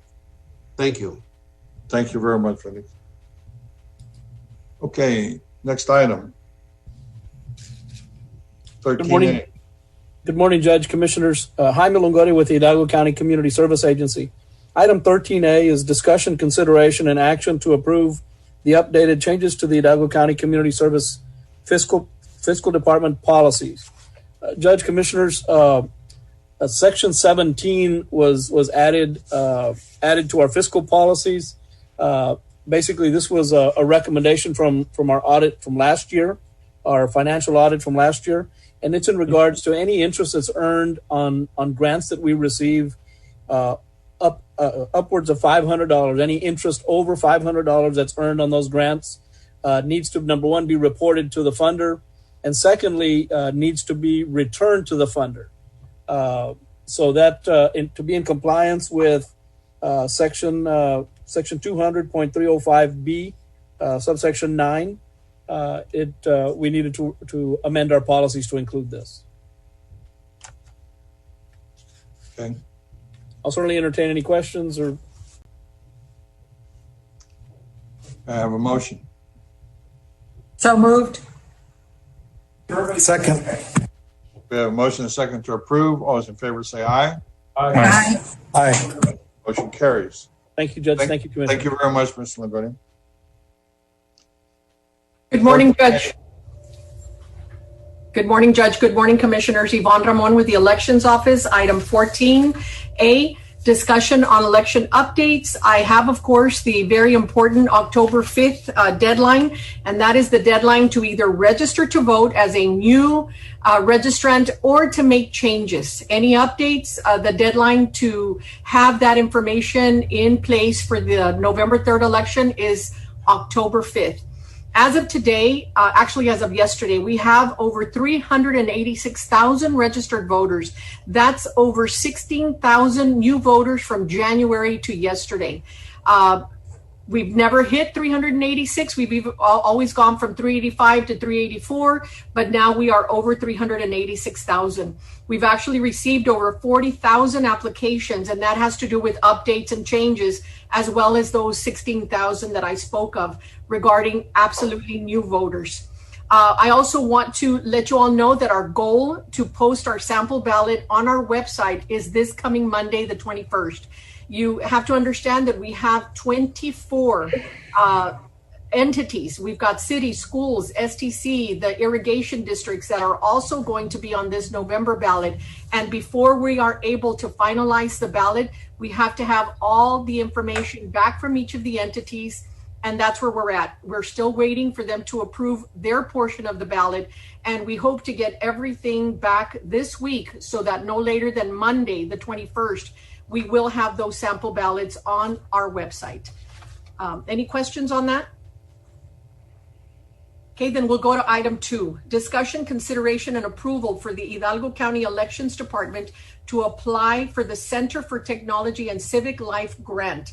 Now, this is a grant that supports nonprofit organizations, and they obtained support from foundations, individual donors, and through earned income.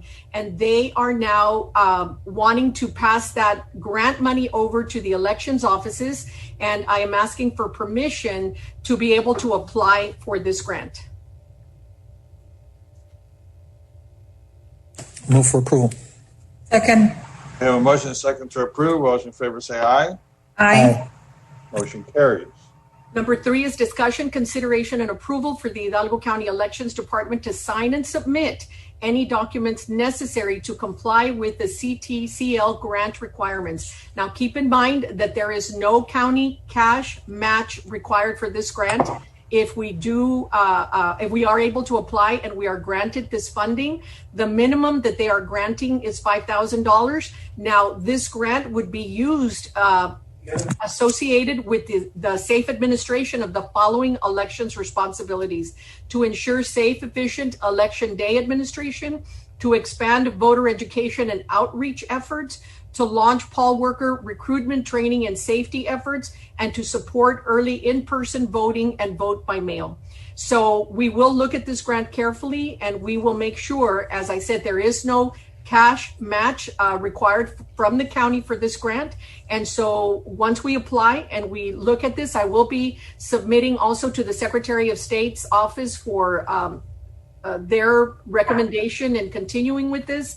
And so before anything is signed, before anything is accepted, I will also be working with the county grant department to make sure that everything is as it should be. Move for approval. We have a motion and a second to approve. All those in favor say aye. Aye. Aye. Motion carries. Thank you very much, Ms. Ramon. Thank you. Item 15A.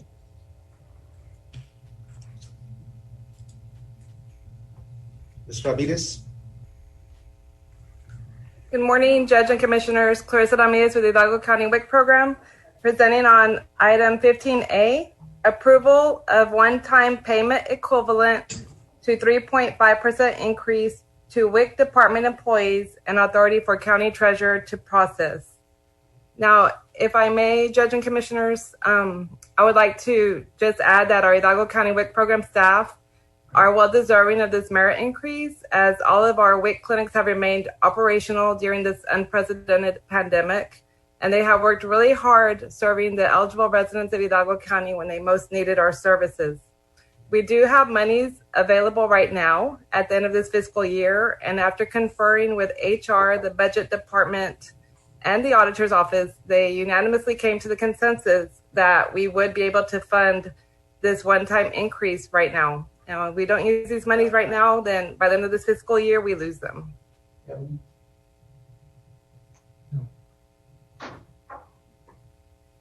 We have a motion to approve. No for approval. Is there a second? Second. We have a motion and a second to approve. All those in favor say aye. Aye. Motion carries. Thank you very much, Ms. Ramirez. Thank you. Tomorrow I'll have a report on 16A, precinct 2. and every Friday I'll get that business. I'll just forward it.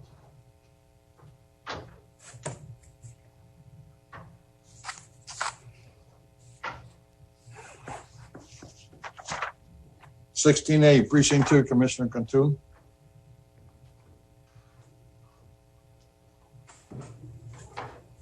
Requesting approval to issue a check payable to Lone Star Pipeline Company, LLC, in the amount of $620,003 for the utility relocation of a gas line in accordance with the advanced funding agreement for Precinct 2 Dicker Road reconstruction project approved by Commissioners Court 4919. Move for approval. Second. A motion and a second to approve. All those in favor say aye. Aye. Motion carries. On the next item, can we discuss this after, at the end, after executive session? Or if not, we can take it now. Okay. Item 17A. Morning, Judge, Commissioners. Victor Gallo with Precinct 3.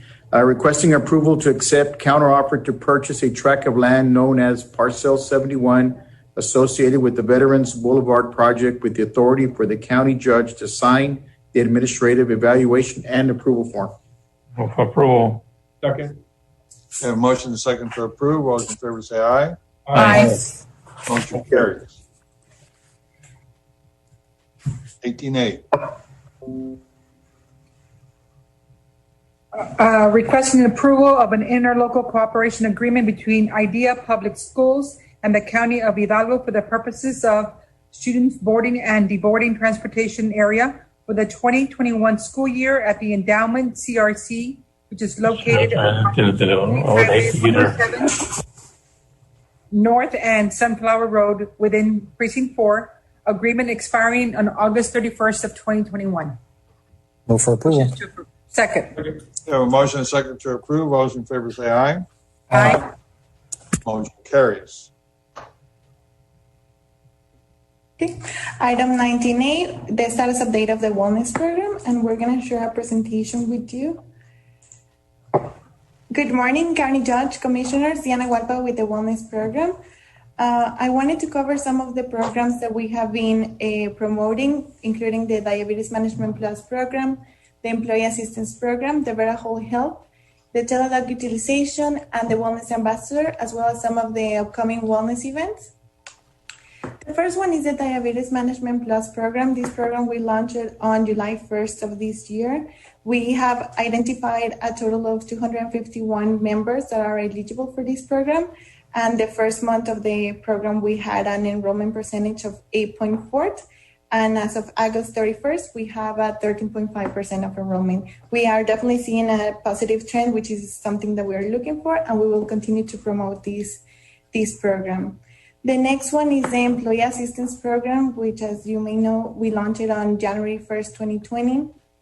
Our current annualized utilization is of 2.13%, and the national annualized utilization is of 4.0. So that's the goal of December 31st, 2020, to reach that 4%. We're also seeing that positive trend, which means that we're going in the positive direction.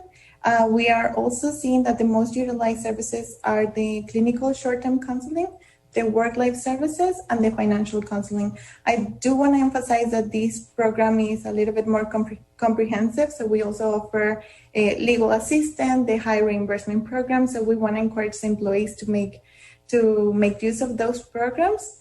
We also have 13 webinars, including wellness webinars, professional development, and also some of the employee assistance program per se, explaining what is the program and what are some of the benefits.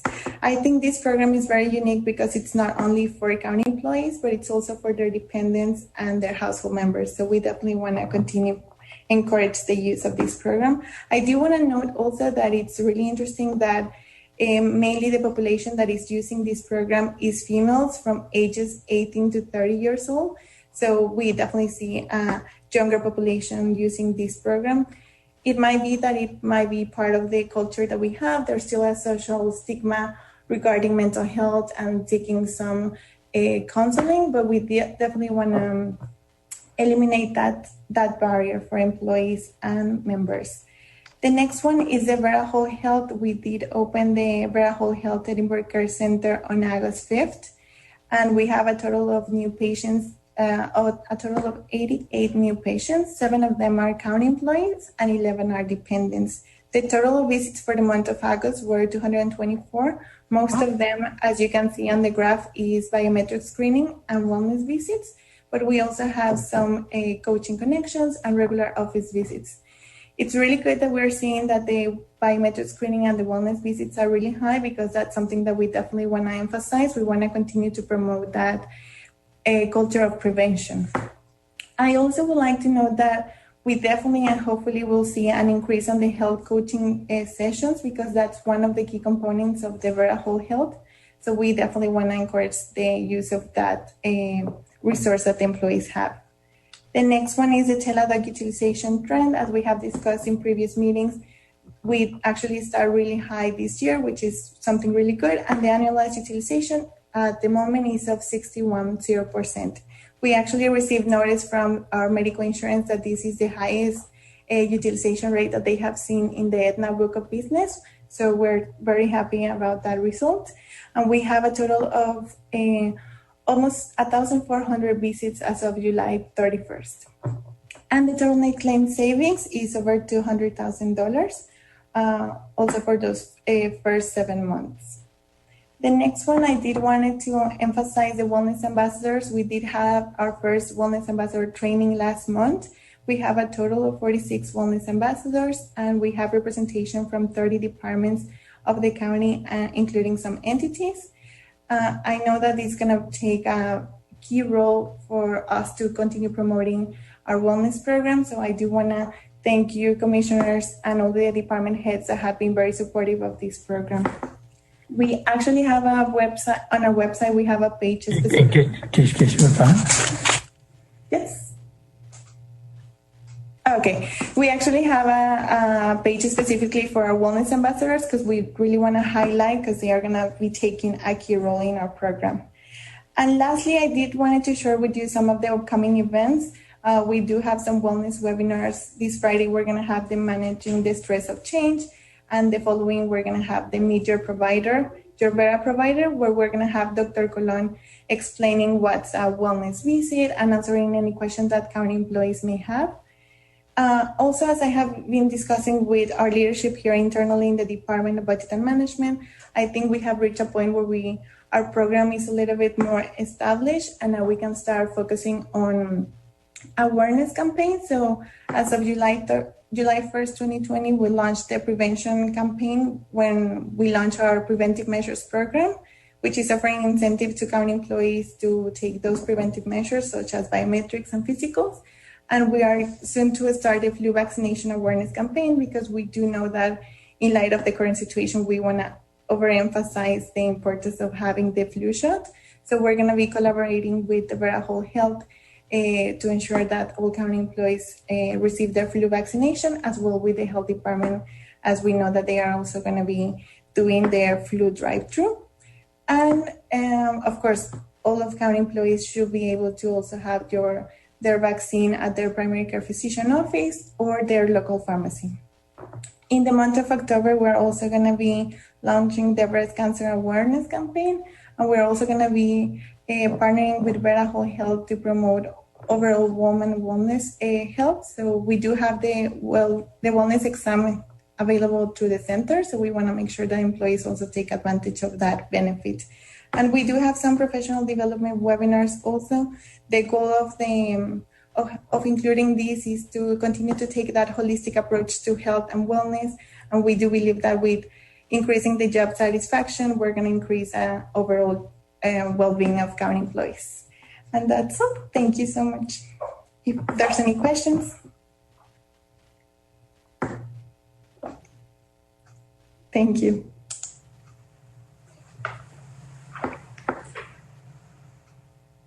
Okay, are there any questions?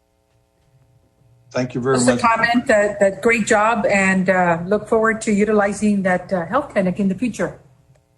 Okay, thank you. Yes, there are a lot of great programs that you just covered, all of which improve employee health and wellness. So keep up the great work. All of those programs and initiatives are something we need to keep pushing. You know, I know that the initial push is usually, you know, the most productive, but keep going and try to get a higher percentage than national averages, because all of these have an indirect impact on our financial, but primarily the health and wellness and well-being of our employees, including mental health. Remember to always include that 800 number for mental health and mental well-being for the free counseling that are available to people, you know, obviously with isolation and COVID, you know, family members being lost, you know, we're all in transition and sometimes people need a little bit of help. So always try to include that in your presentations. Keep up the great work. Thank you, Commissioner. Just keep up the great work, Diana. Keep doing it. Thank you, Commissioner Cantu. Thank you, Diana. We'll go to 19D, I believe. Yeah, 19D, discussion, consideration, and action to approve the ratification of necessary CARES Act relief fund expenditures as listed on Exhibit A to cover costs not accounted for in the current budget and cannot be lawfully funded by line item, allotment, or allocation in connection with the ongoing COVID-19 public health emergency. The court, having reviewed the agenda item briefing, herein finds that such expenditures are reasonable and necessary for the intended use. Move for approval. Second. A motion and second to approve. All those in favor say aye. Aye. Aye. Motion carries. Item 19E is approval of 2020 interfund transfer from Road and Bridge into TechStop Fund 1315 in the amount of $24,933.07. This is to fund agreement number 3 for work authorization number 1 on one of the road projects. Move for approval. Second. We have a motion and second to approve. All those in favor say aye. Aye. Motion carries. And a follow-up to last week's item, on item 19F, is authority for the county judge to sign all required documents from the 2021 renewal with the Aetna Life Insurance Company and the Prudent RX as approved on 9/8/2020. We could have approval. Motion to approve. My apologies, Commissioner. Judge Commissioners, for the record, on item F, the one that Mr. Cruz just talked about, Commissioner Fuentes will be abstaining from any discussion and or action. Yes, I filed the forms. Thank you. Yes, sir. Motion to approve. Second. Does this motion mean that we're accepting the recommendations on the plan changes? Yes, Judge. The court approved for those changes last week. We're just seeking authority for you to sign all the documents that are required to make those changes. All right. We have a motion and a second. All those in favor say aye. Aye. Motion carries. Let the record show that Commissioner Fuentes abstained from voting. Thank you, Judge. Thank you. All right, Marty, the highlight of every meeting. Thank you, Judge, for those kind words. Going on to item 20A1, Martha Salazar for the Purchasing Department. A1A is presentation of the scoring grid for the purposes of County Commissioners Court, ranking the responses received for the project of the RFP number 062, real-time live online auction for tax foreclosed properties. We had two very competitive proposals received. The scores have been uploaded. The grid, I'm going to read them for the record. It's real auction with a score of 446 and auction house with a score of 449. Does the court wish to rank them in the order of their scores? Move. Second. We have a motion and a second to approve. All those in favor say aye. Aye. Aye. Therefore, item B is authority for the purchasing department to commence negotiations for a contract to be presented to County Commissioners Court for action with the highest ranked qualified respondent, that being auction house, for real-time live online auction for tax foreclosed properties. Motion to approve. Second. I have a motion and a second to approve. All those in favor say aye. Aye. Motion carries. A2 is presentation by HDR of the following conceptual site design options for Commissioners Court for the new Hidalgo County Courthouse as a result of different factors, mainly TxDOT and MPO related projects inside and outside the square. This was uploaded onto the agenda for your review. Option 1 is called the square, or option 2 is called the meander. It's up to the court to select one or the other. And during the presentation, I would kind of had a preference to the square. It's just me, though. If you're taking an unofficial poll. Okay. Now, as I recall, neither the square nor the meander has any parking, or do one of these or both include the parking that we had on the west side, or even on the north side? Judge, I believe the parking, what I was informed through Jacobs was that the parking is greatly reduced by either one, because originally the city did not permit the amount of parking we had to begin with that we were going to have. Then as a result of the MPO projects and TxDOT projects, which create new exit on the curbs, then that was a result of either the square or the meander. As I mentioned at our agenda review meeting, I thought perhaps either HDR or Jacobs could be on standby to answer any of these questions that are coming, that may be posed. Well, does Visa have a recommendation? I was told that you didn't have a recommendation. Or No, do you? I'm sorry, Judge. No, in general, no.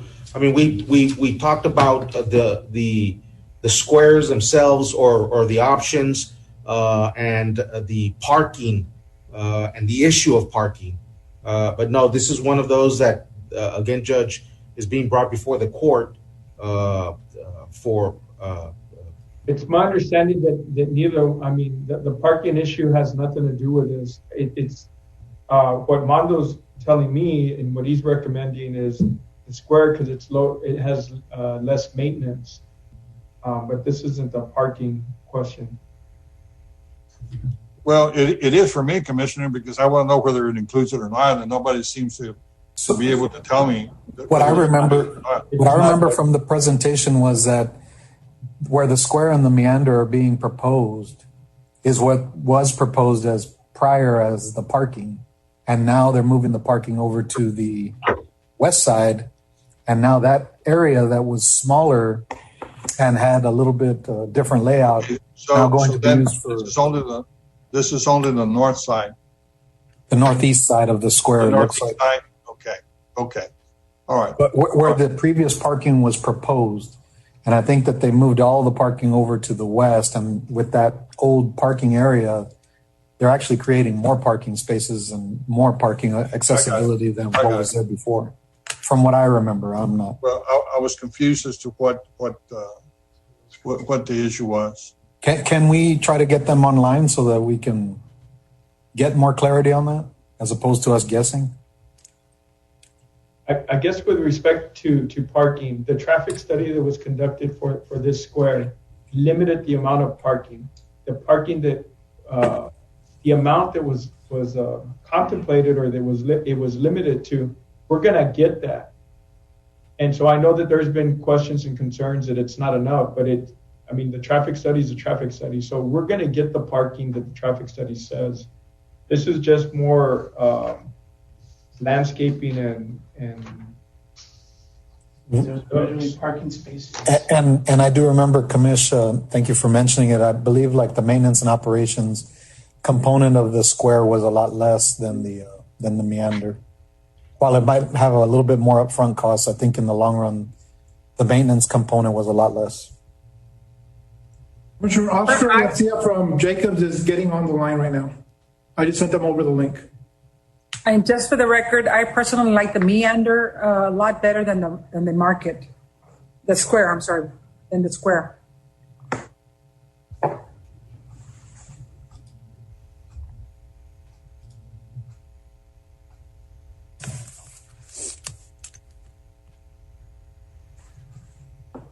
Judge Messer, I don't know if we want to continue with the agenda while Oscar jumps on the line. Sure.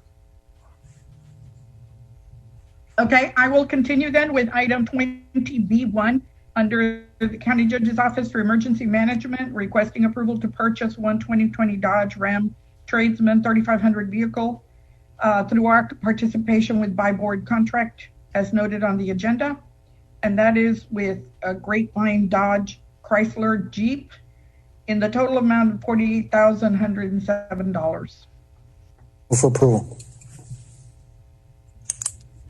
Okay. Is there a second? Was there a second? Yes, sir. Second. Did you all check with the Moody Foundation? I was told this does qualify. Yes, sir. It's been vetted. Okay, we have a motion and a second. Motion in favor, say aye. Aye.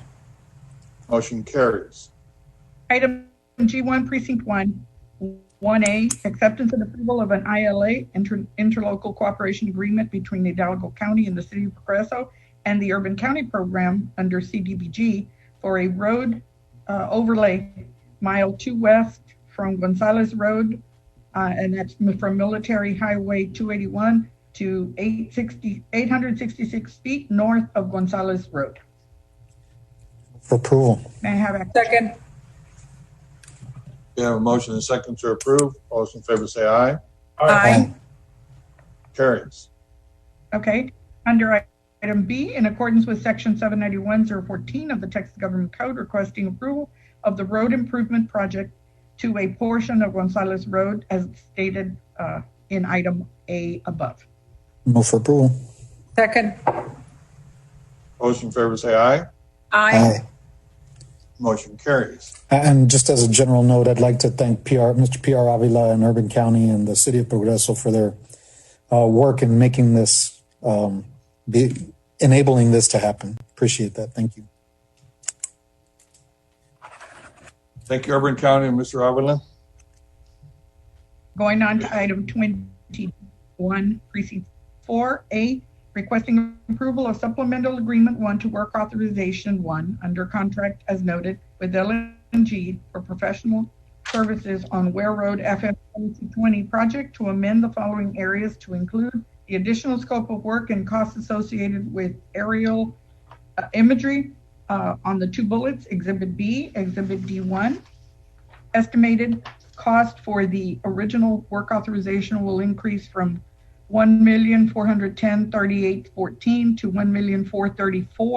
$1,434,971.21 for the total supplemental increase of $24,933.07. Motion to approve. Second. Have a motion and a second to approve. All those in favor say aye. Aye. Motion carries. Item B, pursuant to Article 114 of the original contract, request by LNG Engineers to engage BTC Engineering as a subcontract for the actual imagery services. Motion to approve. Second. Have a motion and a second to approve. All those in favor say aye. Aye. Aye. Motion carries. Miss Marty, Miss Salazar, we have Oscar Garcia on the line Okay. with respect to item 28. The item? Yes. Yes, sir. Okay. Good morning, Commissioners. Mr. Garcia, if you could give them a general summary of what the 2 options, what is driving the 2 options and what they include, please. The driving force behind the site redesign were some of the perimeter changes that were occurring because of the MPO project. And then some of the, because of also the MPO project, the reduced parking allowed for a kind of a concentration of future parking from the northeast side to now the west side of the property. So we have a max allowable amount of parking for that site of 235 spaces. And so it was decided as we went through the process, instead of having 100 over here, we were attempting to get 350 spaces in there, but since it was limited to 235, we moved it over to the west side to accommodate everything on the west side, and then brought back more of a traditional landscape as was part of the original plan. And then the 2 options that were put forth as part of the redesign plan were the square and the meander. And I saw some of the discussion prior that the square does have, it's more of a built environment as we've discussed prior. So it has a little lower M&O long-term, but it has a little bit more upfront cost because it's more built. Whereas the meander has a lower upfront cost, but more M&O long-term as we move forward. So it's kind of a balancing act, depending on really what you all, how you wish to proceed with it. Regardless, go ahead. Excuse me, Oscar, just to clarify, but either one of them would be okay within the budget constraints because of the savings of the infrastructure that will be taken out, right? I mean, yes, sir. We're going to take a credit for what that parking was going to be there. We'll take that and apply it against it. It will not have an effect against the overall GMP for the project, so we'll be able to accommodate it within that. So there will not be an additional ask or anything. It will all be accommodated within the current constraints that we have within the GMP.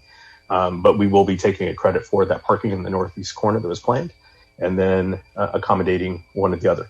Also, we can put into since we're still in the conceptual design part of this, we can actually build in M&O into the overall specifications as we go forward. So this is something that we can build in and make part of construction for a 2-year, 3-year, 4, 5, 10-year term post delivery at the end of it. So it really is, it's up to you all how you all wish to handle it, but it's something that we can build into the specifications of this. This is actually one of the last few bits of design that we have on this part of it, excluding the phase 2 portion.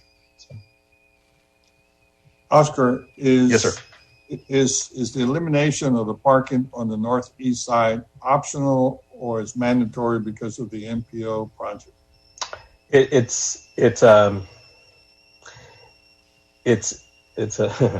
that's a good question, Judge. It's an optional in the sense that we are limited to 235 spaces, period. And so you could choose to keep the 100 in that northeast corner, but then you're limiting the amount of parking that you could put on the west side.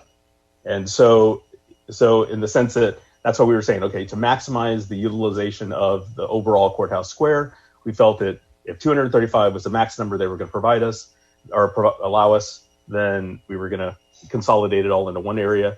It doesn't require then people crossing traffic and the like. It made it safer for the end users and the like. So it's optional from the standpoint of where do you want it located, but it's not optional as to the number of spaces that you can have. Yes, sir. Is that did I get that right? Yes, sir. Yes, sir. You did. Okay. Now, are we anticipated to spend more money, additional money for parking or anything, or this is it? Well, it would be part of. I know that we're making the decision on a different matter, but what is the overall parking plan? So the overall parking plan. So as we discussed and as we went through the review of this, the overall plan is when we went through the building permitting process, we tried to work with the city of Edinburg, and the city of Edinburg said that they were fine with the remote parking. So remote parking meaning anything outside of the courthouse square. So the current parking made available to end users along North Klausner, as well as employees on the back in the Shady Grove area that was provided, that the county provides, as well as the usage of a shuttle to make that even more usable for both employees and for end users.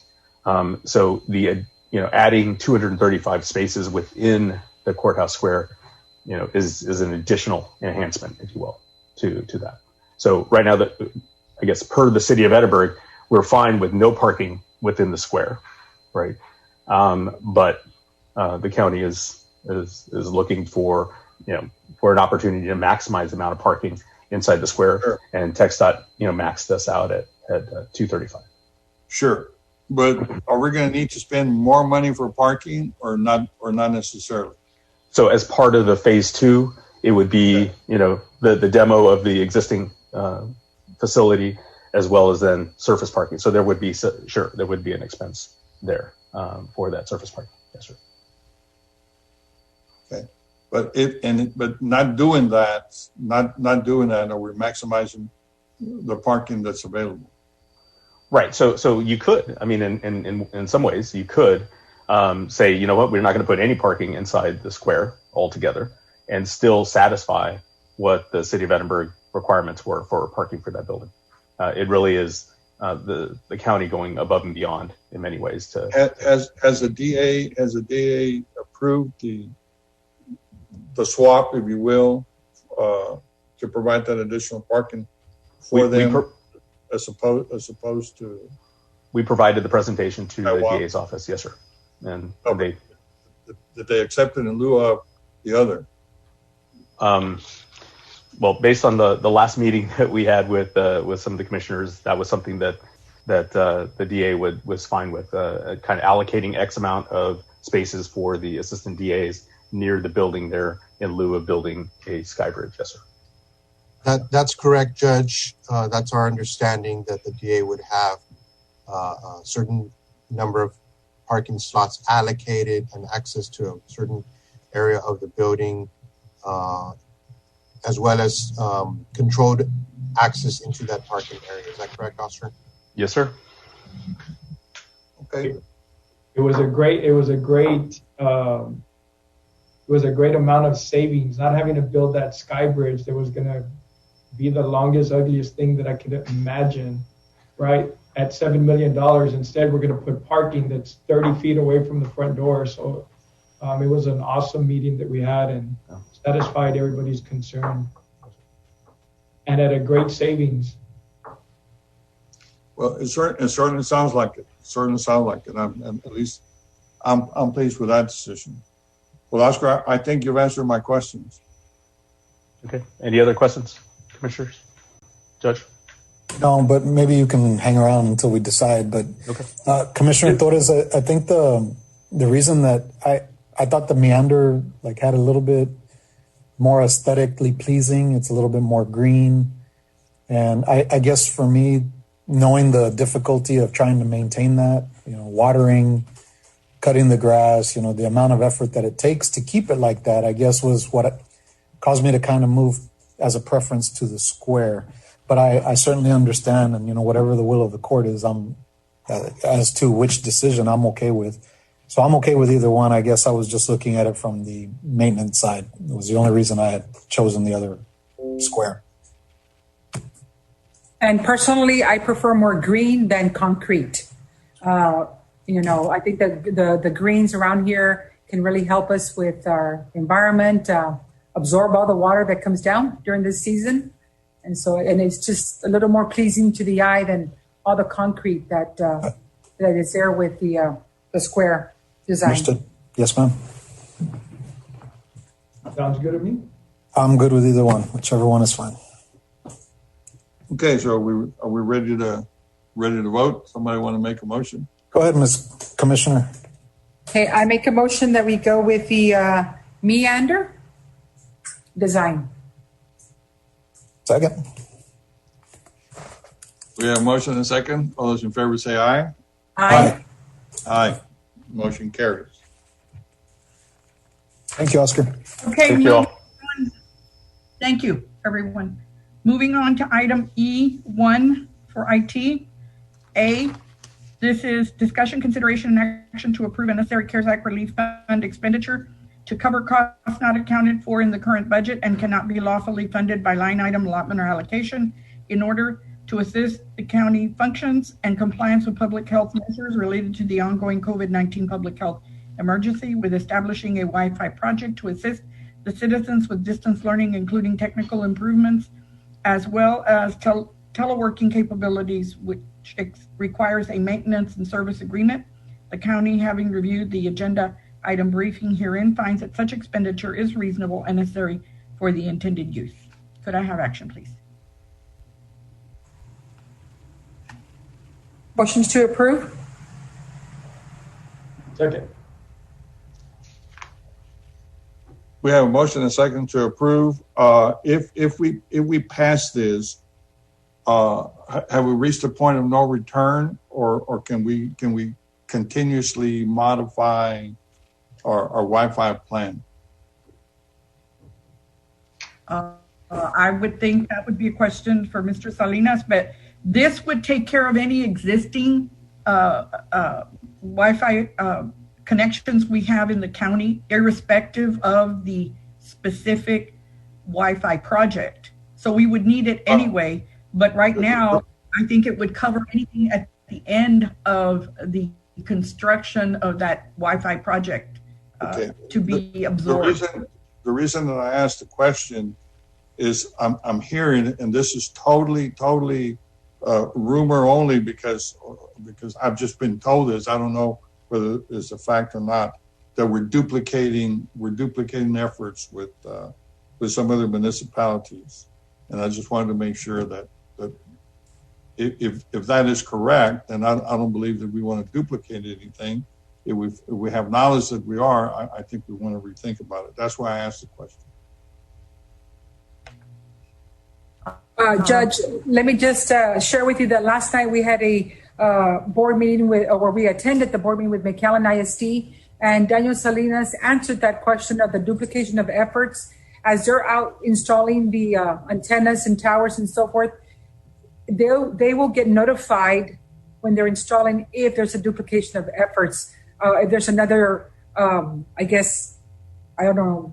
radio waves that are coming in from somewhere else, so that they know that they can relocate that antenna. So I think he's very much aware of making sure that we don't duplicate the efforts or the zones or the areas that we're trying to cover. And I have all the confidence in the world in Mr. Salinas and in the team that we've asked to do this. Again, I have a responsibility. If somebody says, hey, you're making duplications, I think I have a duty to follow up on it if there's any truth to that or not. That's why I'm asking that if this action kind of fixes it and there's no change to go back and correct something, then I like to wait. If not, then I want to go ahead and pass it. But I don't know enough about it, so that's why I'm asking the questions.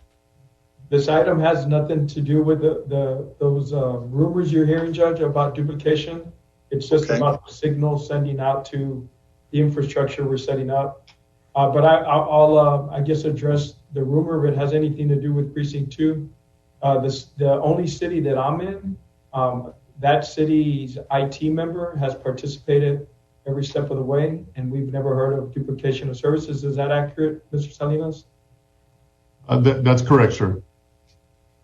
And Judge, let me just add, as part of the plan and as part of the implementation, the vendor is doing a wireless study to determine if there's any interference in the area to be able to adjust our signal to, again, not impede their service and not impact our installation as well. In any given environment, there could be multiple sources of Wi-Fi, but again, we're making every effort to stay away from other zones that are covered by other entities. Daniel and Commissioner Cantu, again, the only reason that I asked is out of an abundance of precaution, okay? We sometimes make errors unknowing that we made an error. I just wanted to make sure that we had the possibility that if in fact there was some truth that we would fix it. Commissioner Cantu is telling me it doesn't have any effect whatsoever, then I'm perfectly comfortable in continuing. My only question was to prevent something that all of us wouldn't want to happen if we knew that it was the wrong thing to do. Judge, I appreciate that. I appreciate your concern. I wish those rumor mongers would actually call the people that have knowledge of the project. Yeah. Okay. So we have a motion and a second to approve. All those in favor say aye. Aye. Motion carries. E1B, requesting exemption from competitive bidding requirements under Texas Local Government Code, Section 262, 024A, 1 and 2, as posted on the agenda. Motion to approve. Second. There's a motion and a second to approve. All those in favor say aye. Aye. Aye. Motion carries. Item C is approval to enter into a 3-year master service agreement with SmartCom for the provision of certain services as set forth commencing upon approval and subject to compliance with 1295. I think everything has been complied with. Motion to approve. Second. We have a motion and a second to approve. All those in favor say aye. Aye. Motion carries. Item E2, requesting authority to purchase a human resources applicant tracking system for employee evaluation software, including setup, implementation and training support services, maintenance, and any present and future accessories through our membership and participation through the DIR contract TSO 3984. Awarded vendor is SHI. Authorized reseller is NeoGov, in the total amount of $160,226.18, with the first year payment of $61,637.31 through requisition as posted on the agenda, and with the second year paying $98,588.87. Could I have action?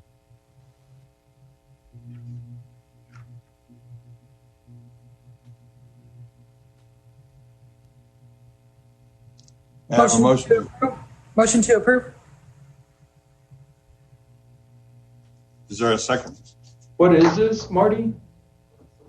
This is some software for the HR department that IT is facilitating for them.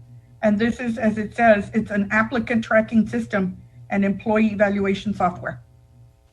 Okay, second. Second.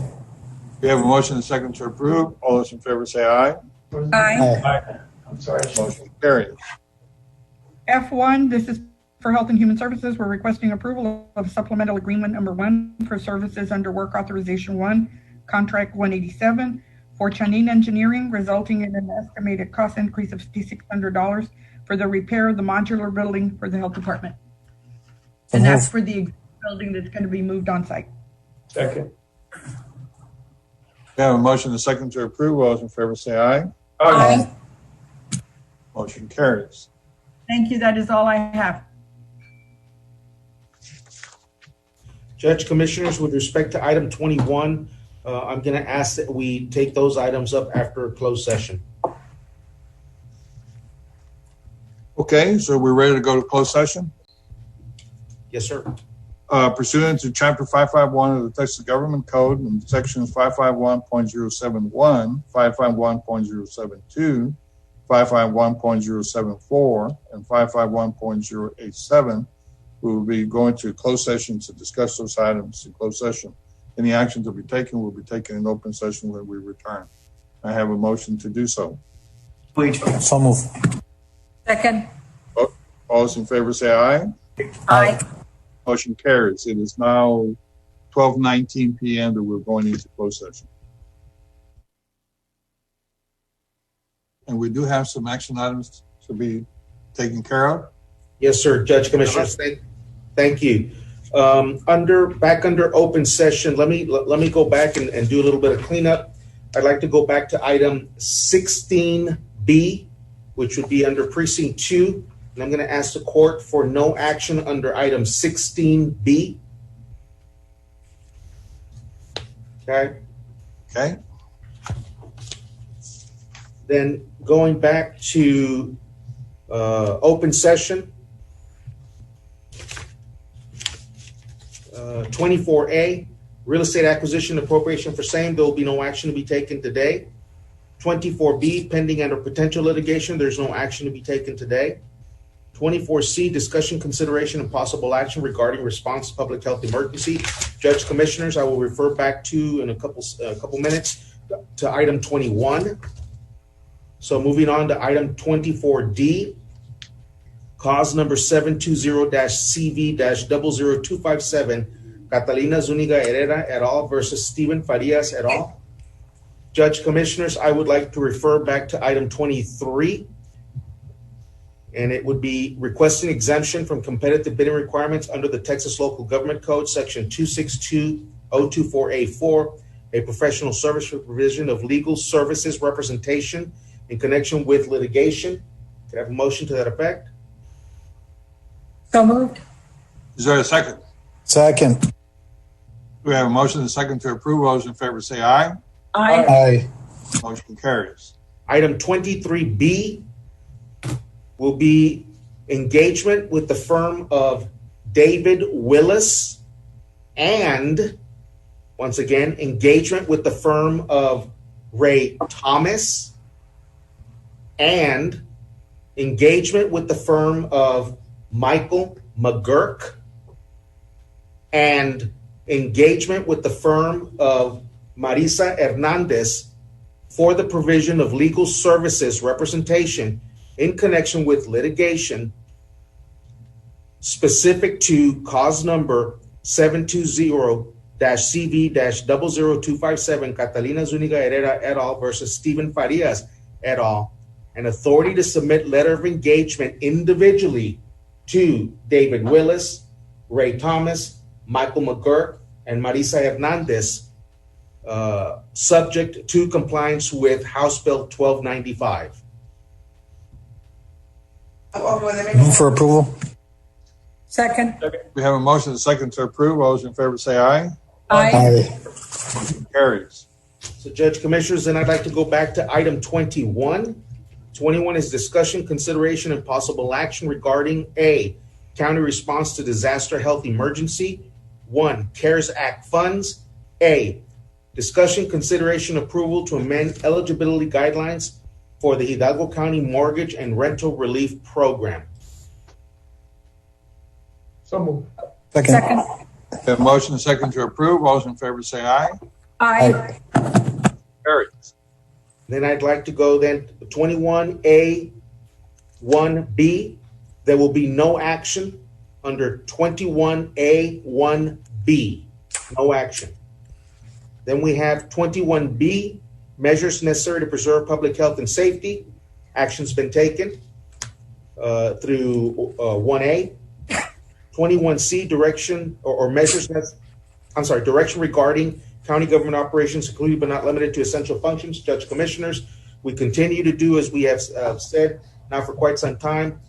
We have in place CDC guidelines, facial coverings, recommended social distancing to our constituency when they come visit our facilities, seeking services, as well as the health and safety of our constituency with our county employees. So we continue to do what we need to do to preserve the health of all involved while visiting and doing business with the county of Hidalgo. Judge Commissioners, I do believe that we have covered everyone. I do want to disclose to the court that we do have a special meeting posted for Friday at 1:45 p.m.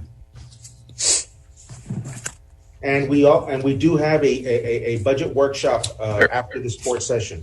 Mr. Guerra.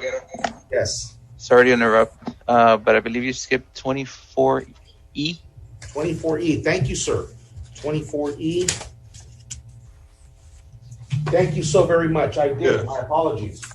Judge Commissioners, under open session 24E, claim of Pedro Soto. Judge Commissioners, I'd like Settlement Authority to make an offer in the amount of $336.08 with respect to the claim of Pedro Soto. If accepted, there would be a payment to Mr. Pedro Soto and Military Highway Supply Corporation.